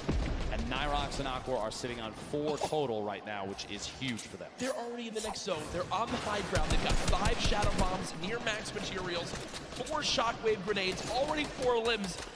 Ben, they could somehow do this. They actually are in an incredible position to win another game, and there they just eliminated Ronaldo. The 5th elimination for Nyrox and Aqua. They've already got another player down to just HP too. At this point, imagine 3 victory royales in a row for this duo would be absolutely definitive that this is one of the best, if not the best duo in Fortnite right now. This is insanely intense right now. So much on the line for these players. They're boxed on up. Keep in mind, the average age of the players here today, 16. And what is that update? That's Nyrox and Aqua. Jackets 1 point between first and second. Point away from first. But there, Zane gets an elim. Now 2 points away again. Saf with an elim as well. It was the same player. Was the knock okay, and there was the knock just... Okay, but still, either way, within a couple points of first place. And on the top left, the team in second. On the bottom right, the team in first. Who will become the first ever Fortnite World Champions? Go, rotation occurring. Mongrel on the feet, picking up Dubs! He just knocked out. He just elim Dubs. Saf and Zay waiting on the bottom. Only one elim, but it doesn't really matter at this point. They just need to focus on positioning and catching players on rotation. Funk at the top of your screen. Tons of players bunched up near each other. Mongrel, and it just he shots the rocket out. See if pressure can happen there. Mongrel may be able to pick up an elim soon. An RPG late game in competitive Fortnite, super advantageous, especially if you have players that are on the move. Get a shot just in front of him. He's quick at it. Mongrel's looking for any chance he can get to take shots at players that do not know that he's there. And remember, earlier in today's competition, it was Mitro who winds up living all the way to the end by himself and getting 5 extra elims, which put them into the top 3 after just game number 1. Now it's Mongrel's turn to do the same. The new pickup for FaZe Clan looking to clutch on up. Putting shots down range. I believe this is Mega, one of his teammates on FaZe, who's on the other side of that metal, and he's not relenting with this pressure. Both of these duos actually in our top 10 right now. The new zone pops on up, and this is a full moving zone. Did he get the elim? He did! Mongrel with the elimination onto Mega. Just single-handedly took down Dubs and Mega. I don't know if you saw that when the elim popped up on his screen. The eyebrows raised just a little bit. He may have even been surprised that he picked that one off. That's a huge point for that duo. Absolutely within arm's reach of making this happen. Ladies and gentlemen, these are the final moments of the Fortnite World Cup Duos competition. Who will take home $3 million and the title of Fortnite World Champion? Mongrel trying to put his name into the hat. 3 eliminations so far. Storm Surge has begun, but they're far and away above it. He uses his last Shadow Bomb, though, Dr. Lupo. Over 1,000 damage above, but yeah, that last mobility piece, that might be a mistake we'll have to see here in a second. The move so far, though, that maybe that was his only choice to stay in this. Look at you, the left side of your screen right now, folks, is insanity. So many players making their way across in even the same structures built by their opponents. 36 total players. We're at 23 duos remaining.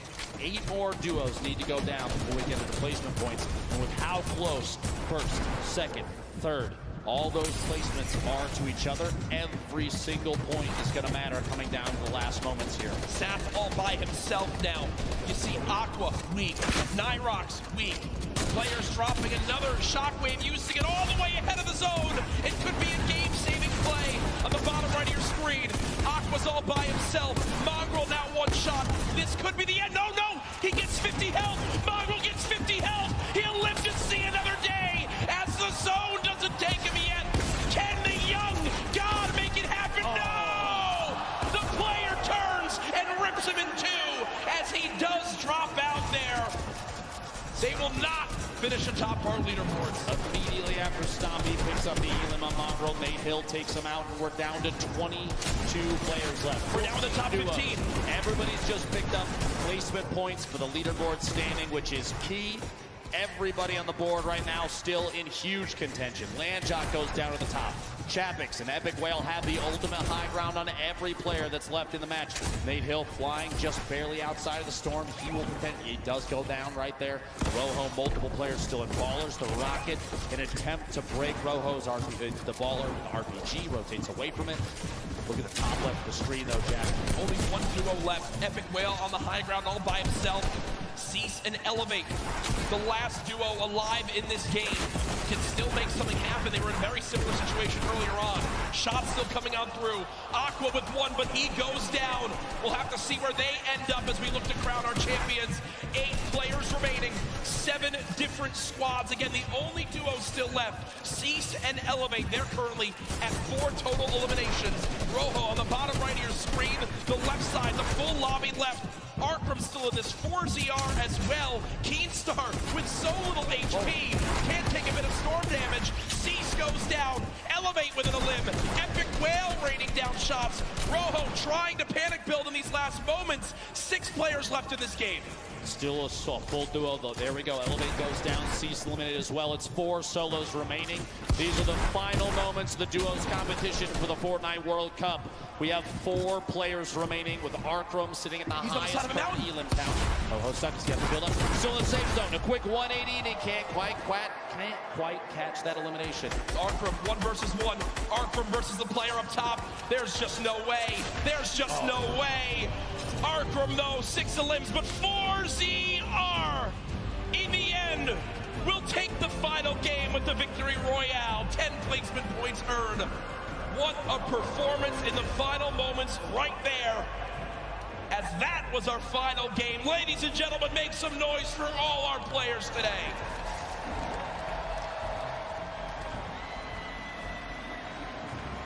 Here are the last moments again. I mean, there's just no way. Dr. Lupo, 4ZR, health advantage in the zone. Arkrum did what he could. Still a beautiful performance at 16 eliminations, or 6 eliminations, sorry, and second place in that one. But either way, folks, we'll see exactly how it all plays on out here. There's the replay. My gosh, Dr. Lupo, my heart is racing right now. I can barely put a thought together, I'm not gonna lie. A valiant effort from Arkrum right at the end there to try and hold out the campfire down, but not enough materials and the shots from above from 4ZR. Like you said, material advantage, HP advantage, every advantage in the world. It was his game to win. Yeah, and I'm looking around right now, a lot of people on their feet here in this venue for where we will soon find out who will be crowned the first ever Fortnite World Champion, who will have their lives changed forever as they win $3 million combined between the two. Millions watching online. Send right now. Tweet out who you think took it home. Use the hashtag Fortnite World Cup. Get it trending. Who do you think won? I think we've got an idea, but I'm not saying anything. I'm not saying anything until the official leaderboards come out, or else I will be kicked off this stage and never allowed back. Security will actually spear tackle it. Yeah. It's true. They told me before we got up here. Look, an immovable object. As now we still await the final scores. Dr. Lupo looking back on today with solo competition still to happen tomorrow.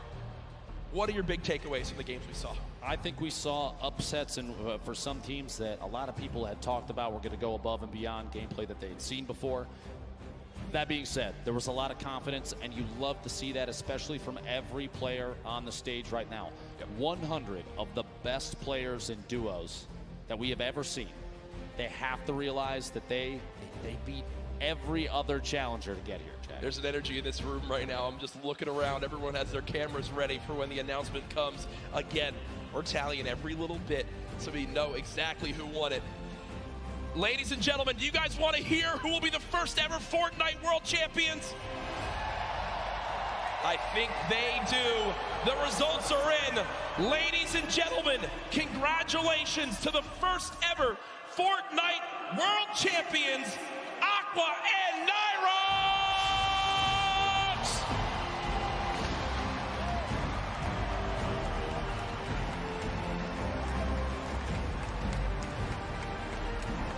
Two victory royales make the difference right there.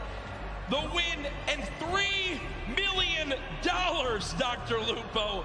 Ladies and gentlemen, again, your new Fortnite World Champions!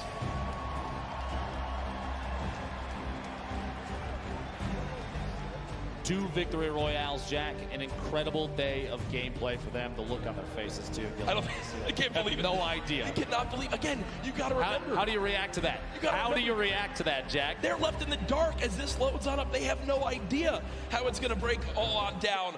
They are our first ever Fortnite World Champions here for duos. We're going to get you guys the full standings breakdown to see how it all played on out. But again, they take it home. 2 wins make the difference.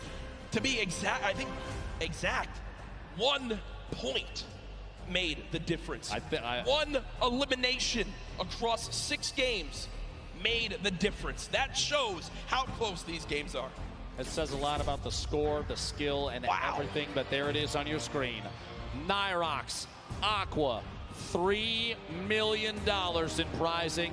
And across the top 10 there, an incredible display of skill. Rojo and Wolfies, Elevate and Cease, Saf and Zate, Arkram and Falconer, Mongrel and Mitro, Mega and Dubs, The Rocks and Items, Zexro and Vinny, and Vato and Skyte, your top 10 duos for the World Cup. And just to reiterate, $3 million for Aqua and Nyrox, $2,250,000 for Rojo and Wolfies.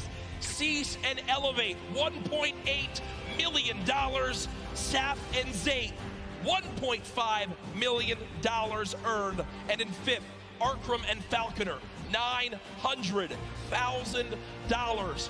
Congratulations to everyone that made it this far to the Fortnite World Cup Finals. Here are our top 20. Remember, folks, do not go anywhere. We still have our trophy presentation to celebrate our winners, Aqua and Nyrox, but a great performance from everyone in the top 20, from everyone who made it to here across weeks of grueling competition, months of grueling competition. It pays off in a big way. And it's funny to look at a leaderboard like that with all the prizing on the screen. Yep. Jack, it almost looks like a typo based on everything that we've done in the past, all the competitions for Fortnite that we've had the opportunity to commentate together. You see $3 million and you think there's a couple extra zeros, but I assure you folks, it's correct. That is correct. That is correct, and that is the end of the duos competition, but it's now time to crown our champions, to hand over the trophies, and to do that, it's none other than Golden Boy. This was awesome, top to bottom, the best Fortnite competition you could have possibly had asked for. And in the end, one duo reigned supreme. So let's go ahead and make it official right here in the winner's circle. Welcome to the stage, Cooler, Aqua, and Nyrox.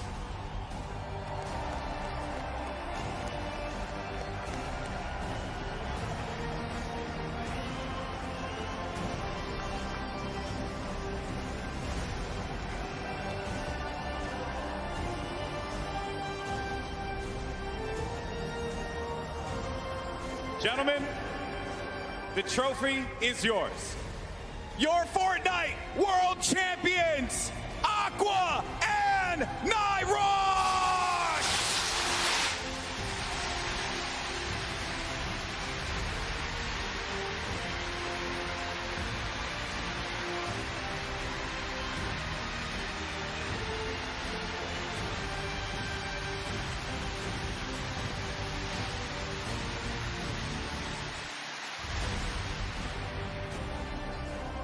Gentlemen, I want to get your thoughts here real quick and just talk to you about this monumental moment in your lives.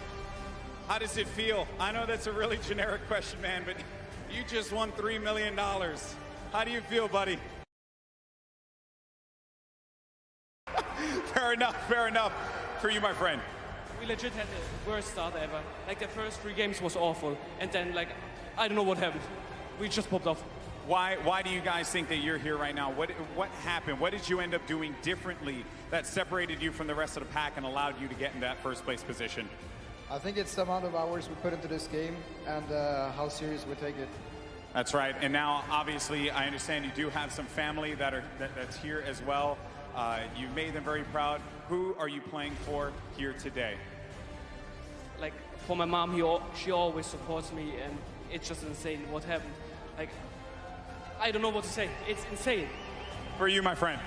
All my friends, my family, my father, and XK. All right. Well, you're definitely going to have a lot more fans now, man. Once again, your 2019 Fortnite World Champions, Aqua and Nyrox.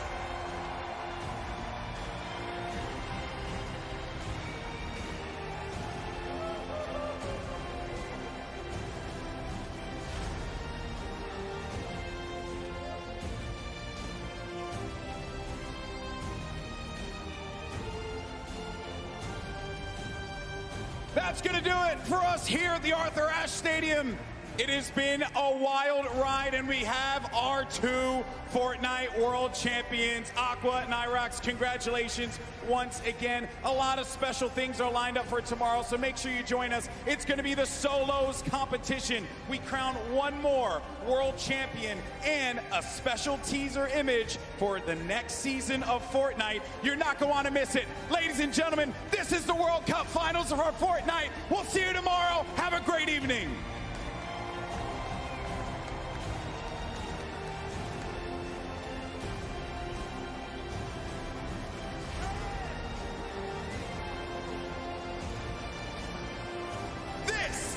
Fortnite World Cup Finals, New York City, where you at? Are you ready? This has a Zayt and Sap win written all over it. Will they take game number one? Yes, they will! This is the World Cup, baby. He's gonna drop on down the height for the moment. The spray coming on in, it's not enough. Calculator and Macwood, they're holding the high ground, and that's the victory royale. Macwood pops off. Oh, there's a player in front of him. He pops up in front of him. Oh, that's so scary there, but Benji Fishy is eliminated, and he's wrestling with everyone, but Nyrox is out. Oh, no, he does manage to get the elimination, and in the storm, he gets the victory royale. Pressure coming on in, they drop down low.